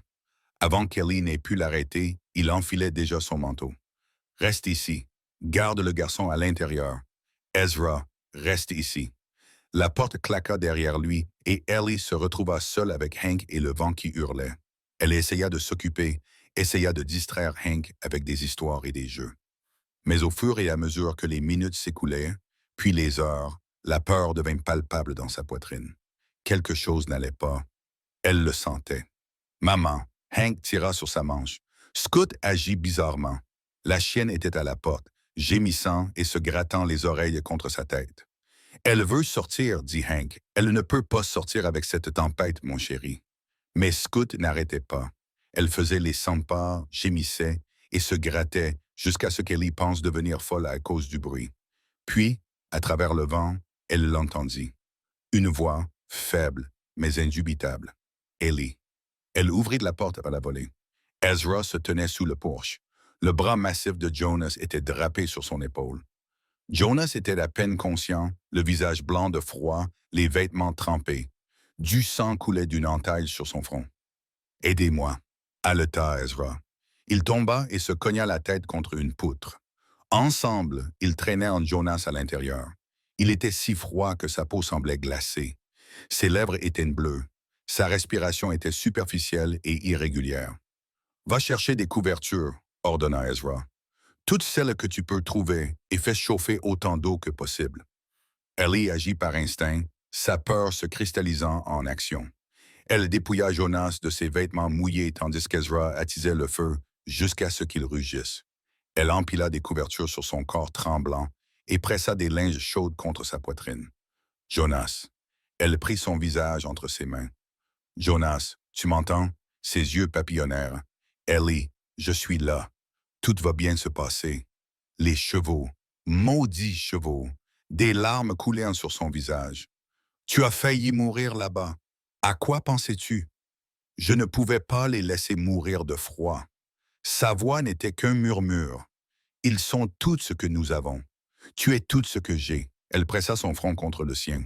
« Ne me fais plus jamais peur comme ça. »« Tu m'entends? » N'ose même pas. Il essaya de sourire, mais ses yeux se fermaient déjà. « Oui, madame. » Ellie passa la nuit à ses côtés, changeant ses compresses chaudes, surveillant sa respiration, priant un Dieu auquel elle n'était plus sûre de croire. Ezra resta assis à ses côtés, silencieux et vigilant, tandis que Hank dormait d'un sommeil agité sur le tapis avec Scout. Au matin, la tempête était passée et la fièvre de Jonas était tombée. Il se réveilla et trouva Ellie endormie dans le fauteuil à côté de lui, sa main toujours agrippée à la sienne. Il ne bougea pas, ne parla pas, se contentant de regarder son visage dans la pâle lumière hivernale. « Elle n'a pas quitté ton chevet. » La voix d'Ezra venait de la porte. « Pas une minute. Combien de temps suis-je resté inconscient? Presque toute la nuit. Tu nous as fait peur, Jonas. Surtout à elle. » Jonas regarda le visage endormi d'Ellie. Les cernes sous ses yeux, les rides d'inquiétude gravées sur son front. Cette femme qui était venue vers lui sans rien, qui lui avait confié son fils, ses secrets et son cœur. « Je ne vaux pas tous ces soucis, » murmura-t-il. « Ce n'est pas à toi d'en décider. » Ezra s'approcha. « Il y a autre chose que tu dois savoir. Pendant que tu étais inconscient, je suis retourné à la grange pour mettre les chevaux en sécurité. J'ai trouvé quelque chose. Quoi? Ezra brandit un récipient métallique noirci. Du kérosène caché dans la grange. Quelqu'un l'a mis là, Jonas. Quelqu'un avait l'intention de nous brûler vifs. Ces mots le frappèrent comme un coup de poing dans le ventre. Ça ne peut être que Wade. La tempête a probablement interrompu ce qu'ils avaient prévu. Les yeux d'Ezra étaient durs. Il ne s'agit plus seulement de terre, Jonas. Il s'agit de terminer ce qu'il a commencé il y a 3 ans. Jonas lutta pour s'asseoir, ignorant la douleur qui lui transperçait le crâne. Où est Hank? Il dort encore. Le garçon va bien. Nous allons tous bien. Ezra le repoussa contre les oreillers. Mais cela change la donne. Dawoudou est désespéré. Cela signifie qu'il va commettre des erreurs. Ou cela signifie qu'il va devenir plus dangereux. Dans tous les cas, nous avons besoin d'un plan. Un vrai. Ellie remua et ouvrit lentement les yeux. Lorsqu'elle vit Jonas réveillé, son visage s'illumina de soulagement. Tu vas bien, grâce à toi, grâce à Ezra. Elle s'assit en grimaçant à cause de la raideur dans son dos. C'est lui qui t'a trouvé. Et c'est toi qui ne m'as pas laissé mourir. Jonas lui prit la main. Ezra m'a raconté ce que tu as fait. Tu es restée assise toute la nuit à prendre soin de moi. Qu'est-ce que j'aurais pu faire d'autre? Tu aurais pu te reposer, laisser Ezra s'en occuper. Son pouce dessinait des cercles sur sa paume. Au lieu de ça, tu t'es épuisé dans ton état. Mon état n'a rien d'inquiétant. Elle sourit malgré son épuisement. Ta fille est têtue comme son père. Le regard de Jonas s'adoucit. Lily, Lily, Martha Blackwood. Ellie pressa sa main contre son ventre. Elle n'a pas arrêté de donner des coups toute la nuit. Je pense qu'elle s'inquiétait pour toi aussi. Le bébé donna un coup de pied comme s'il avait compris, et Jonas rit d'un rire faible et douloureux, mais sincère. Dis-lui que je ne vais nulle part, dit-il. Dis-lui que j'ai trop de raisons de vivre pour l'instant. Les jours suivants se déroulèrent dans une convalescence tendue. Jonas reprit des forces, lentement frustré par sa propre faiblesse. Ellie s'occupait de lui malgré ses protestations, s'assurant qu'il mangeait et se reposait et qu'il n'essayait pas d'en faire trop tôt. Je ne suis pas invalide, grommela-t-il lorsqu'elle l'empêcha d'aller à la grange. Tu as eu une blessure à la tête et tu as failli mourir de froid il y a 3 jours. Tu resteras à l'intérieur jusqu'à ce que je te dise le contraire. Depuis quand donnes-tu les ordres ici? Depuis que tu as décidé de mourir? Elle croisa les bras. Tu veux en discuter? Jonas la regarda. Cette femme féroce, enceinte, épuisée, qui avait traversé un continent pour le retrouver, et secoua la tête. Non, madame, je ne pense pas. Mais ils savaient tous les deux qu'ils ne pourraient pas se cacher éternellement. Wade était dehors, en train de planifier sa prochaine action. Le kérosène dans la grange en était la preuve. Le 5e jour, un cavalier apparut sur la route. Ezra le repéra le premier et tendit la main vers son fusil avant de se rendre compte que la silhouette était trop petite, trop hésitante pour constituer une menace. « C'est une femme », dit-il en plissant les yeux à travers la fenêtre. Ellie s'approcha pour regarder. Le cavalier était effectivement une femme enveloppée dans un lourd manteau, son cheval avançant prudemment dans la neige. Alors qu'elle se rapprochait, Ellie reconnut ses traits sévères et ses vêtements coûteux. Sa prudence pesait lourd. Jonas se leva, vacillant légèrement. Que diable voulait-elle? Il n'y avait qu'un seul moyen de le savoir. Il la rejoignit en dessous le porche. Jonas s'appuya sur Ellie pour se soutenir, même s'il ne l'aurait jamais admis. Prudence mit pied à terre et s'approcha lentement, son expression habituellement séduisante, remplacée par quelque chose qui ressemblait presque à de la peur. « Madame Blackwood ?» demanda-t-elle d'une voix tendue. « Monsieur Blackwood, je dois vous parler. »« Je n'ai rien à dire à un Wade, » grogna Jonas. « Je vous en prie. » Ces mots semblaient lui coûter quelque chose. « Je sais ce que mon mari prépare. Je sais ce qu'il a fait. Et je ne peux pas. » Elle cessa de se contrôler. « Puis-je entrer? » Ce que j'ai à dire ne doit pas être entendu par d'autres. Ellie et Jonas échangèrent un regard. Quelque chose dans l'attitude de Prudence avait changé, l'arrogance avait disparu, laissant place à un désespoir à vif. « 5 minutes, » dit finalement Jonas. « Et si c'est une sorte de piège, ce n'est pas le cas. Je le jure sur la vie de mes enfants. » Ils s'assirent dans la pièce principale, Prudence perchée sur le bord d'une chaise comme si elle pouvait s'enfuir à tout moment. Ezra se tenait près de la porte, un fusil à la main. Hank avait été envoyé à l'étage avec Scout. Parlez, dit Jonas. Les mains de Prudence se tordaient sur ses genoux. Mon mari va saisir votre ranch. Il a manipulé les registres bancaires, créant des dettes que vous ne devez pas. D'ici la fin de la semaine, il aura l'autorité légale pour saisir votre propriété. Ce n'est pas nouveau. Il essaie de voler cette terre depuis des années. Mais cette fois, c'est différent. Prudence leva les yeux et Ellie vit des larmes briller dans ses yeux. Cette fois, il ne va pas seulement prendre votre terre, il va tout prendre. Ton bétail, ton équipement, ta maison. Elle fait une pause. Et il va t'arrêter. Pour quel motif? Meurtre. Le mot tomba comme une pierre. Il a trouvé un témoin, payé un témoin qui attestera que tu as tué Selous Crawford de sang-froid et non en légitime défense. Meurtre avec préméditation. Le silence qui suivit fut absolu. C'est un mensonge, dit Ellie, la voix tremblante de colère. Bien sûr que c'est un mensonge, mais cela n'aura aucune importance. Cornelius contrôle le juge, le shérif, la moitié du jury. D'ici à ce que l'affaire passe en jugement, Jonas sera condamné et pendu. Prudence perdit finalement son sang-froid. Et alors, mon mari aura enfin ce qu'il a toujours voulu. Pourquoi nous dites-vous cela? Demanda Jonas lentement. Vous êtes sa femme. Vous l'avez soutenue dans toutes les épreuves. Parce que je suis fatigué. Les mots jaillirent d'elle comme de l'eau d'un barrage. Je suis fatigué de le voir détruire des gens. Je suis fatigué de faire semblant de ne pas savoir qui il est. Je suis fatigué d'avoir peur de mon propre fils, Marcus. Il est en train de devenir comme son père. Pire que son père. La voix de Prudence baissa. Le mois dernier, il a battu sa femme si violemment qu'elle a perdu leur bébé. Sa propre femme. Son propre enfant. Elle regarda le ventre d'Ellie. Quand je t'ai vue en ville, enceinte, pleine d'espoir et prête à commencer une nouvelle vie, j'ai pensé à ma belle-fille. J'ai pensé au petit enfant que je ne tiendrai jamais dans mes bras. Et j'ai compris que je ne pouvais plus rester silencieuse. Que veux-tu de nous? Je veux vous aider à l'arrêter. Prudence plongea la main dans son manteau et en sortit une liasse de papier. Ce sont des documents, des relevés bancaires, des preuves écrites que Cornelius détourne les fonds publics depuis des années. Cela suffirait à le détruire si vous pouviez les remettre aux bonnes personnes. Jonas prit les papiers et les parcourut avec une incrédulité grandissante. Où les avez-vous trouvés? Dans son bureau. Il me croit trop stupide pour comprendre les chiffres. Son sourire était amer. Il se trompe sur beaucoup de choses. Pourquoi ne pas apporter ça toi-même au shérif?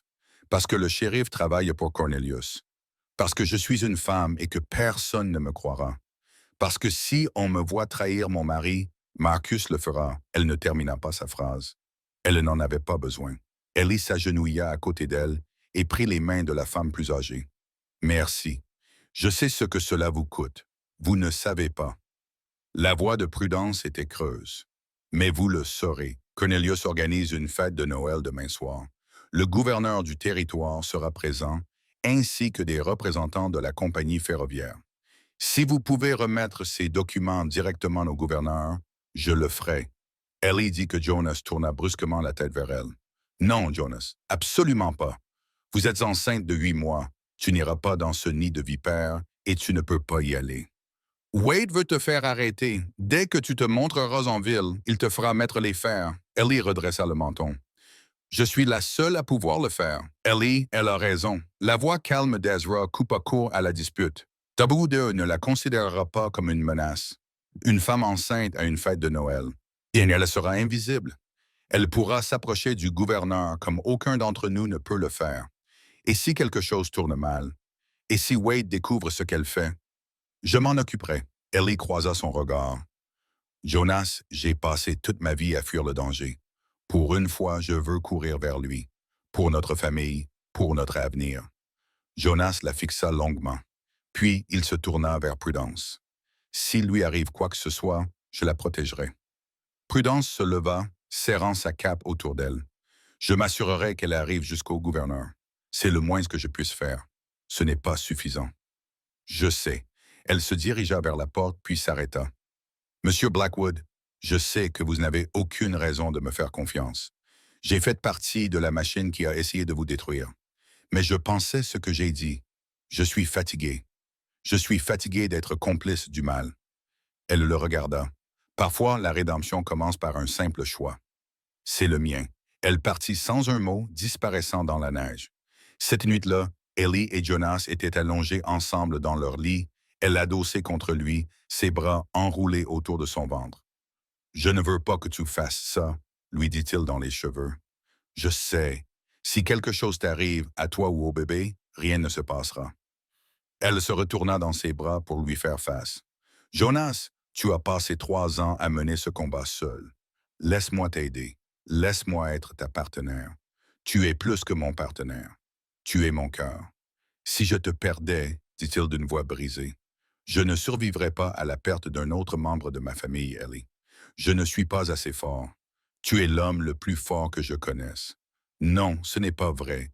Je suis brisé, effrayé et je m'accroche à peine. Il appuya son front contre le sien. C'est toi qui me permets de tenir le coup. Toi, Hank, et ce bébé. Sans toi, je ne suis rien. Alors fais-moi confiance. Elle l'embrassa doucement. Fais-moi confiance, je sais ce que je fais. Fais-moi confiance, je reviendrai vers toi. Et si tu n'y arrives pas, alors élève nos enfants. Parle-leur de leur mère. Vis, Jonas, c'est tout ce que je te demande. Quoi qu'il arrive, viens. Il l'embrassa. Un baiser profond et désespéré, au goût de larmes, de peur et d'un amour si intense qu'il en était douloureux. Je t'aime, murmura-t-il contre ses lèvres. J'aurais dû te le dire avant. J'aurais dû. Je sais. Elle sourit à travers ses propres larmes. Je t'aime aussi. Ils se serrèrent l'un contre l'autre toute la nuit, sans dormir, mémorisant chacun les battements du cœur de l'autre. Dehors, la neige recommença à tomber, douce et silencieuse, recouvrant le monde d'un manteau blanc. Demain serait le jour du combat de leur vie. Mais cette nuit-là, ils avaient cette chaleur, cet amour, cette famille qu'ils avaient construite à partir de morceaux brisés et d'un espoir désespéré. Cela devrait suffire. Le matin arriva trop vite. Ellie s'habilla de sa plus belle robe, la robe en laine verte qui, selon Jonas, faisait ressortir ses yeux. Pendant qu'Ezra aidait à préparer la charrette, Hank observait depuis le seuil de la porte, le visage troublé. « Maman, où vas-tu? À une fête, mon chéri. » Elle s'agenouilla et le prit dans ses bras. « Je reviendrai bientôt. »« Promis. »« Promis. » Elle embrassa son front. « Sois sage avec M. Jonas et Ezra. »« D'accord. Prends soin de Scout. Je le ferai. » Il la serra fort dans ses bras. « Je t'aime, maman. Je t'aime aussi, mon bébé. Plus que tout au monde. » Jonas l'aida à monter dans le chariot, ses mains s'attardant sur les siennes. « Les documents sont dans ton sac, dit-il doucement. Prudence te retrouvera à la sortie de la ville. Elle te fera entrer à la fête, je sais. Si quelque chose ne va pas, quoi que ce soit, tu pars. Ne joue pas les héros. » « Je ferai attention, Ellie. » Il serra ses mains plus fort. « Reviens-moi. Toujours. » Elle se pencha et l'embrassa une dernière fois. « Toujours. » Puis elle disparut, le chariot s'éloignant sur la route enneigée, laissant Jonas debout dans la cour, le cœur battant à tout rompre et une prière sur les lèvres. Ezra vint se placer à ses côtés. « Elle est forte, » dit le vieil homme. « Je sais qu'elle va y arriver. Elle le doit. » Jonas regarda jusqu'à ce que le chariot ne soit plus qu'un point à l'horizon. « Parce que si elle n'y arrive pas, j'irai moi-même chercher Wade. Et cette fois, je ne m'arrêterai pas tant que l'un de nous deux ne sera pas mort. »« Jonas, je suis sérieux, Ezra. » Ses yeux étaient durs comme la glace hivernale. « S'il lui fait du mal, s'il touche un seul cheveu de sa tête, je brûlerai tout son monde. Au diable les lois. Au diable les conséquences. Il paiera pour tout ce qu'il m'a pris. » Ezra resta silencieux un instant, puis il acquiesça. « Alors prions pour que cela n'en arrive pas là. » Mais alors qu'ils retournaient vers la maison, aucun d'eux ne pouvait se défaire du sentiment que la prière ne suffirait pas. La tempête approchait et d'une manière ou d'une autre, tout serait terminé ce soir. Le manoir Wade brillait de 1000 feux dans l'obscurité hivernale. Ellie était assise dans le chariot à l'entrée de la ville, le cœur battant si fort qu'elle le sentait dans sa gorge. À travers la neige qui tombait, elle pouvait voir des calèches arriver et des invités bien habillés disparaître derrière les grandes portes d'entrée. La musique et les rires flottaient dans l'air froid. Quelque part à l'intérieur de cette maison se trouvait le gouverneur du territoire. Quelque part à l'intérieur se trouvait sa chance de tout sauver. Tu trembles. Prudence Wade apparut à côté du chariot, enveloppée dans un manteau sombre. Son visage était pâle mais déterminé. Je vais bien, Maître Ellie. Tu es terrifié, tant mieux. La peur te rend plus alerte. Prudence l'aida à descendre du siège de la calèche. Le gouverneur est arrivé il y a 1 heure. Il est dans le salon principal avec mon mari. Je vais créer une diversion. Quand Cornelius quittera la pièce, tu t'approcheras directement du gouverneur. Quel genre de diversion? Laisse-moi m'en occuper. Le sourire de Prudence était sinistre. Je joue le rôle de la belle épouse depuis 30 ans. Je sais comment attirer l'attention de mon mari. Elles entrèrent par une porte latérale, Prudence guidant Ellie à travers les couloirs de service et les couloirs arrière. La maison était immense, remplie de meubles et de tableaux coûteux qui valaient probablement plus que tout ce qu'Ellie avait jamais possédé. Reste ici, murmura Prudence en la plaçant près d'une alcôve fermée par un rideau. Quand tu entendras des voix s'élever, va dans le salon. Le gouverneur sera l'homme âgé à la barbe argentée. Prudence, Ellie lui attrapa le bras. Merci pour tout. Ne me remercie pas encore. Les yeux de la vieille femme brillaient. Nous n'avons encore rien gagné. Elle disparut dans la foule, laissant Ellie seule avec les documents cachés dans son sac et la peur qui lui nouait l'estomac. Le bébé donna un grand coup de pied. « Pas maintenant », murmura Ellie en appuyant sa main sur son ventre.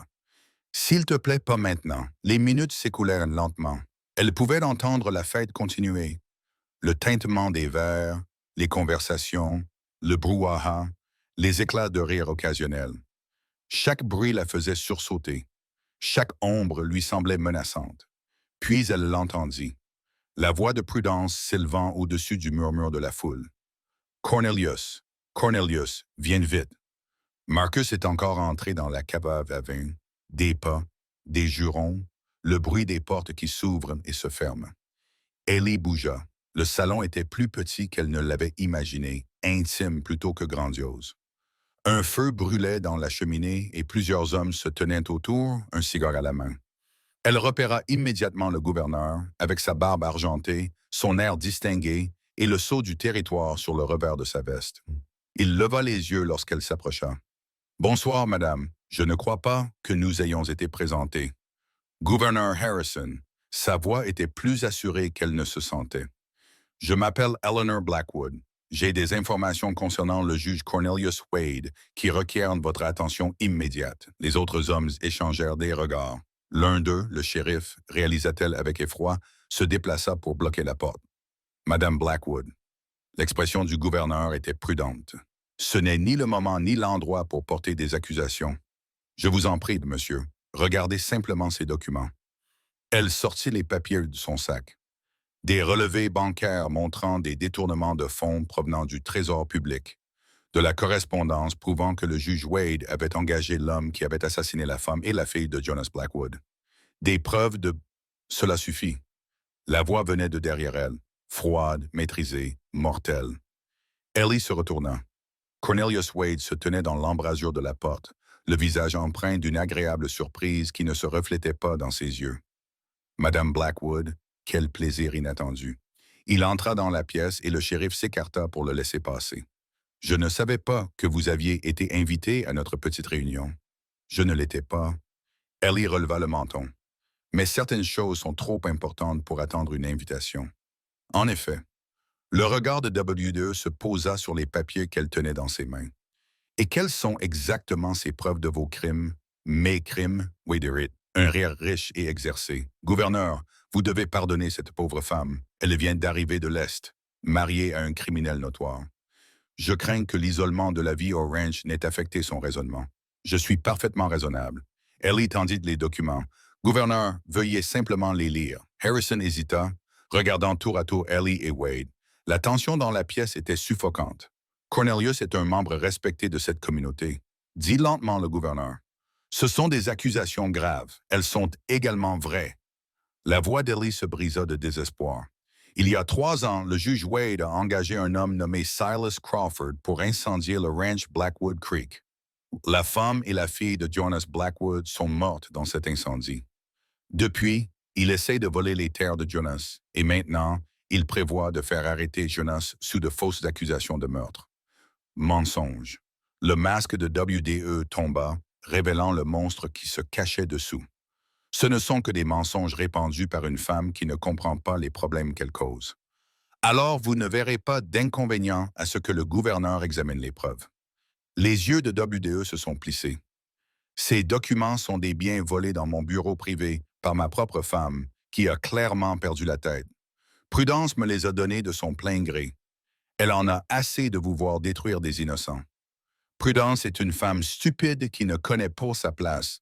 Wade s'est approché et Ellie a vu la menace dans son attitude.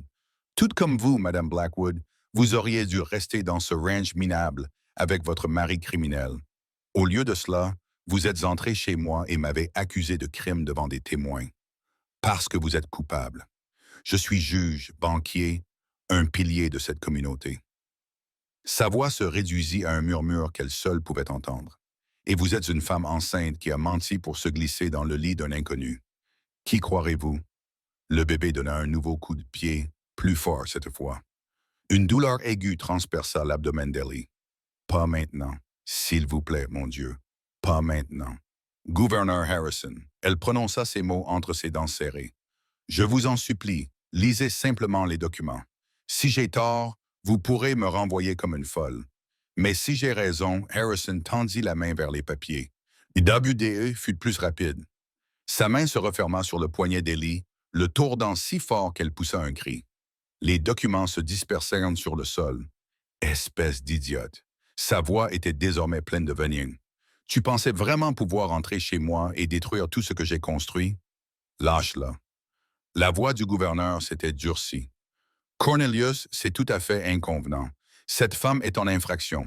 Elle a porté des accusations calomnieuses contre un juge en exercice. La porte s'ouvrit brusquement. Jonas Blackwood se tenait dans l'embrasure. Il avait de la neige dans les cheveux et le regard meurtrier. Lâche ma femme. La pièce fut plongée dans le chaos. Wade relâcha Ellie qui trébucha en arrière. Le shérif sortit son pistolet, mais se figea lorsqu'il vit le fusil dans les mains de Jonas. Les autres hommes se dispersèrent, se pressant contre les murs. Jonas. La voix d'Ellie n'était qu'un murmure. Comment l'as-tu? Ezra t'a suivi? Il est venu me chercher quand tu es entré. Jonas ne quittait pas Wade des yeux. Tu es blessé? Je vais bien. Le bébé. Une nouvelle douleur la traversa et elle se plia en deux. Ellie, je vais bien. Jonas, les documents. Le gouverneur Harrison s'était déjà agenouillé pour ramasser les papiers éparpillés. Son visage pâlissait à chaque page qu'il lisait. Cornelius, la voix du gouverneur était glaciale. Ses relevés bancaires, cette correspondance, c'est faux, tout ça. Mais la confiance de WDE s'effritait. Cette femme a fabriqué des preuves pour me piéger. Cette lettre est écrite de votre main. Je la reconnais. Harrison brandit une page. Vous avez décrit à Crawford 3 semaines avant l'incendie.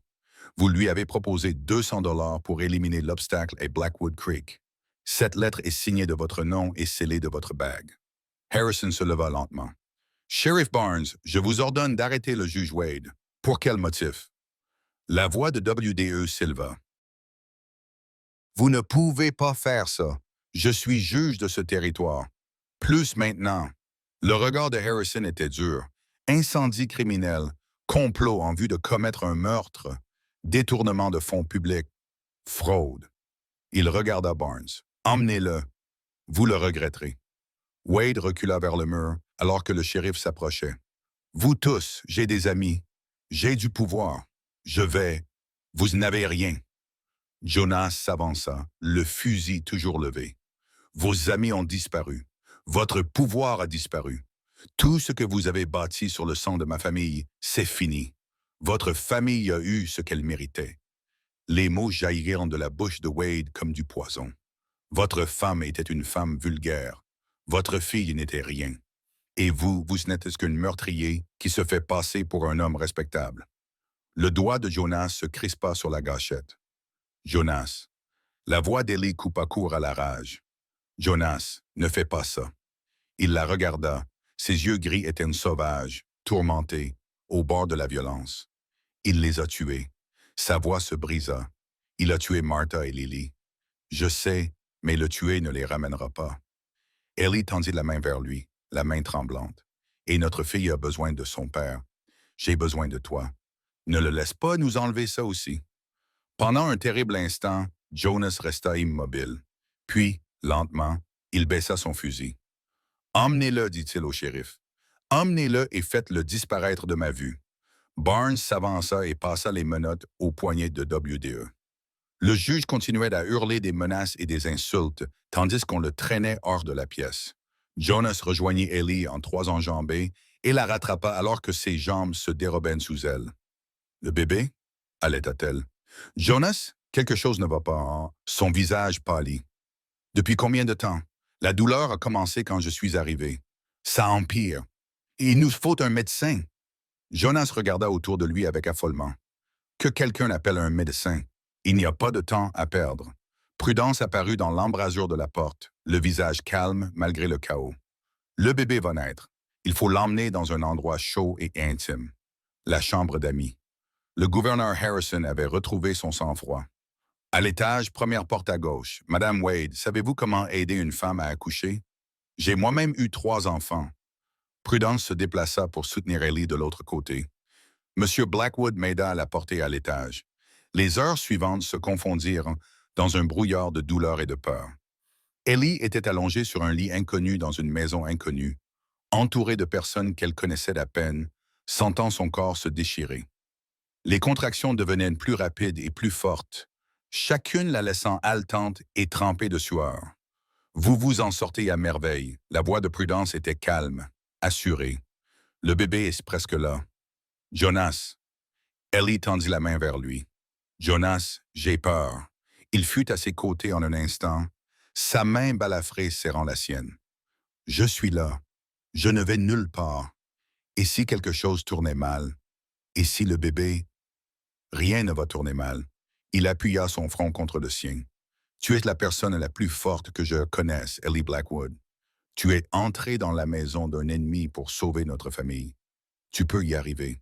Ça fait mal. Je sais, ma chérie. Je sais. Parle-moi du ranch. Les mots sortirent entre 2 halètements. Parle-moi du printemps. Jonas comprit. Elle avait besoin de s'accrocher à quelque chose qui dépasse la douleur.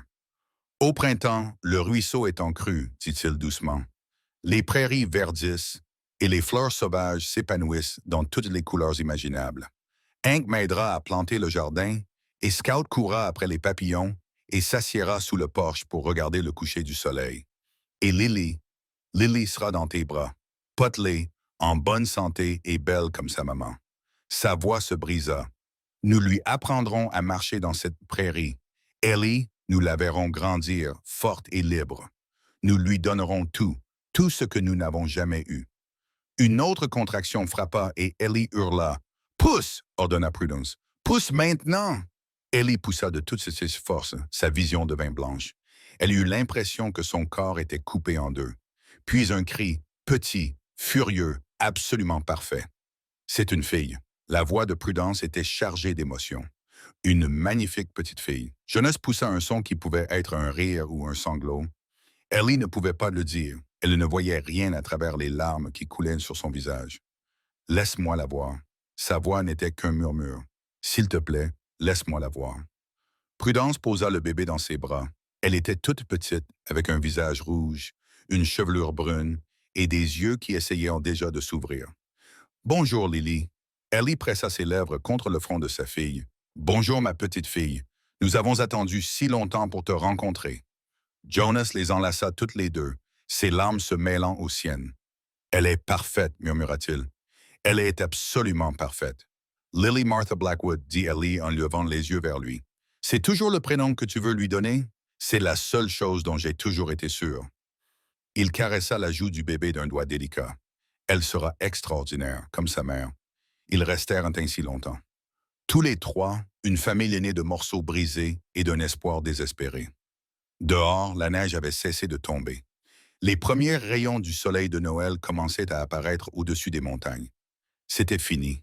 Tout était fini. La fuite, la clandestinité, la peur.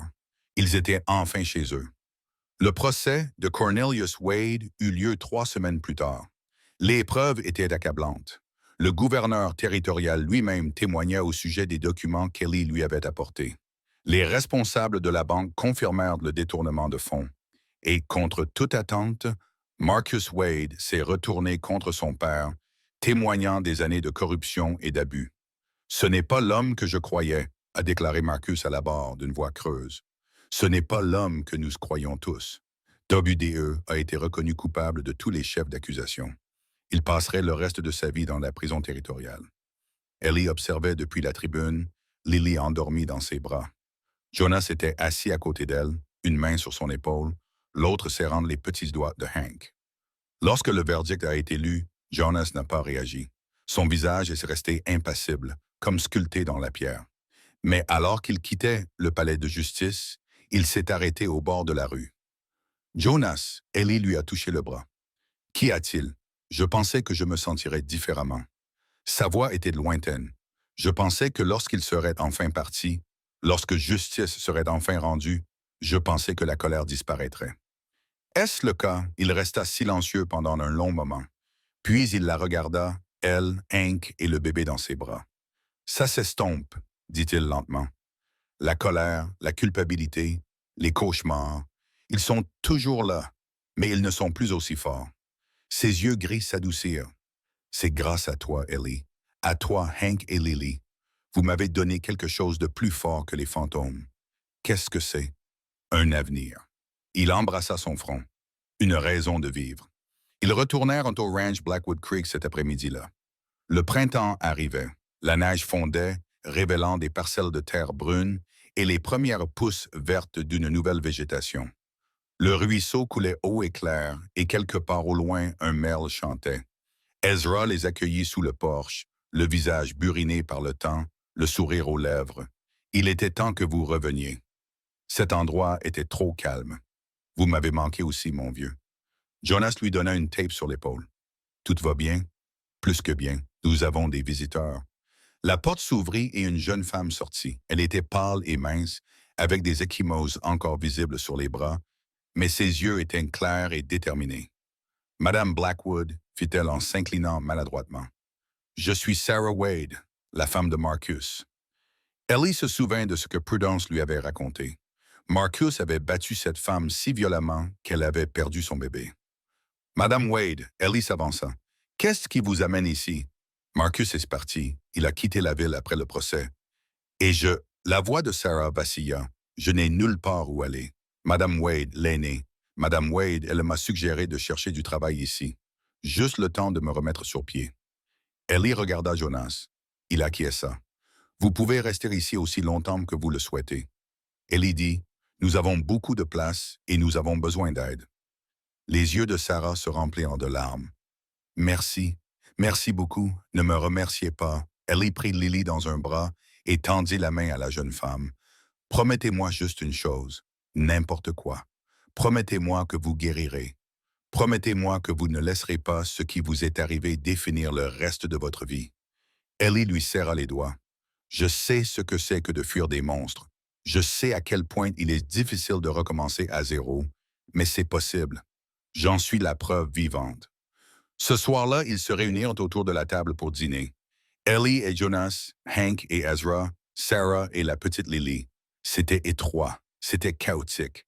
Scout n'arrêtait pas de quémander des restes et Lily s'agitait jusqu'à ce qu'Ellie la soulève pour la mettre sur son épaule. C'était parfait. Je voudrais dire quelque chose. Jonas se leva et leva son verre. Il y a 1 an, j'étais seul. J'avais renoncé à tout, au bonheur, à la famille, à l'avenir. Puis j'ai reçu une lettre d'une femme de Philadelphie, une femme qui fuyait ses propres démons et cherchait un endroit où elle se sentirait chez elle. Il a regardé Ellie et ses yeux gris étaient doux d'amour. Je ne le savais pas à l'époque, mais cette lettre m'a sauvé la vie. Non pas parce qu'elle m'a apporté une femme, même si c'est le cas. Non pas parce qu'elle m'a apporté des enfants, même si c'est aussi le cas. Sa voix se fit plus rauque. Elle m'a sauvé parce qu'elle m'a montré que les gens brisés peuvent encore construire de belles choses, que la douleur ne doit pas nécessairement être la fin de l'histoire. Il leva son verre plus haut. À la famille, celle dans laquelle nous sommes nés et celle que nous choisissons, puissions-nous toujours trouver le chemin qui nous ramène les uns vers les autres. À la famille, répétèrent-ils en chœur. Ellie leva son verre, les larmes coulant sur son visage. Chez moi, pensa-t-elle. Après toutes ces années de fuite, toutes ces années de peur, elle l'avait enfin trouvé. Pas un lieu, pas un bâtiment, mais ces gens. Ce moment, cet amour qui avait grandi sur un terrain des plus improbables. Plus tard, après que la table eut été débarrassée et que le feu eut fini de brûler et que Hank se fut endormi avec Scout blotti à ses pieds, Ellie se tint à la fenêtre, Lily dans les bras. Jonas vint se placer derrière elle, les enlaçant toutes les deux. « À quoi penses-tu? » demanda-t-il. « Je pense à la femme qui est montée dans cette diligence à Philadelphie. » Ellie s'appuya contre sa poitrine. Elle avait tellement peur, tellement convaincue que tout allait s'écrouler. Et maintenant, je comprends quelque chose qu'elle ne comprenait pas. Ellie se tourna vers lui, leur fille blottie entre eux. Le courage, ce n'est pas l'absence de peur. C'est aller de l'avant malgré tout. C'est choisir l'espoir, même quand l'espoir semble insensé. Tu es la personne la plus courageuse que je connaisse. Je suis juste une femme qui a eu de la chance. Elle sourit. J'ai trouvé un cow-boy géant qui a vu au-delà de mes mensonges et m'a aimé malgré tout. Je ne t'ai pas aimé malgré tes mensonges. Jonas prit son visage entre ses mains balafrées. Je t'ai aimé à cause de ta vérité. La vérité dans tes lèvres, la vérité dans tes yeux, la vérité dans la façon dont tu te bats pour les gens que tu aimes. Jonas, laisse-moi finir. Ses yeux gris plongèrent dans les siens. J'ai cherché les mots depuis le jour où nous nous sommes rencontrés et je comprends enfin ce qu'ils sont. Il embrassa son front, ses joues, le coin de sa bouche. Tu n'es pas seulement ma femme, Ellie Blackwood. Tu n'es pas seulement la mère de mes enfants. Tu es mon cœur, mon foyer, ma raison d'être à chaque lever et chaque coucher de soleil. Tu es la réponse à toutes les prières que je ne savais pas que je faisais. Lily remua entre eux, poussant un petit gémissement de satisfaction. Je t'aime, murmura Jonas. Aujourd'hui, demain, pour toujours, répéta Ellie. J'aime ça. Dehors, les étoiles brillaient dans le ciel du Wyoming. Le ruisseau chantait sa chanson éternelle. Et dans une maison construite sur l'espoir et reconstruite sur l'amour. Une famille se serrait dans ses bras et rêvait de demain. Ils avaient traversé le feu pour en arriver là. À travers la perte et la trahison, à travers la peur et le doute, à travers des tempêtes qui auraient dû les détruire, mais ils avaient survécu, plus que survécu. Ils avaient triomphé. Et alors que la nuit s'intensifiait et que le monde se tournait vers le printemps, Ellie Blackwood comprit la vérité qu'il apporterait à travers toutes les années à venir. L'amour n'était pas un conte de fées. Il n'était ni parfait, ni facile, ni garanti. L'amour était un choix délibéré et quotidien de se montrer présent l'un pour l'autre, de se battre l'un pour l'autre, de croire l'un en l'autre même lorsque la croyance semblait impossible. Et elle avait fait son choix. Elle avait choisi cet homme, cette famille, cette vie. Elle avait choisi son foyer. Merci beaucoup de vous être joints à moi autour du feu de camp ce soir. Cette histoire d'Ellie et Jonas a été un véritable voyage à partager avec vous. Si leur amour a touché votre cœur, abonnez-vous à notre chaîne pour découvrir d'autres récits de courage, d'espoir et de seconde chance dans le Far West. Et avant de partir, justement, pasteur, laissez un commentaire pour me dire quel moment de leur histoire vous avez préféré. Je les aime tous.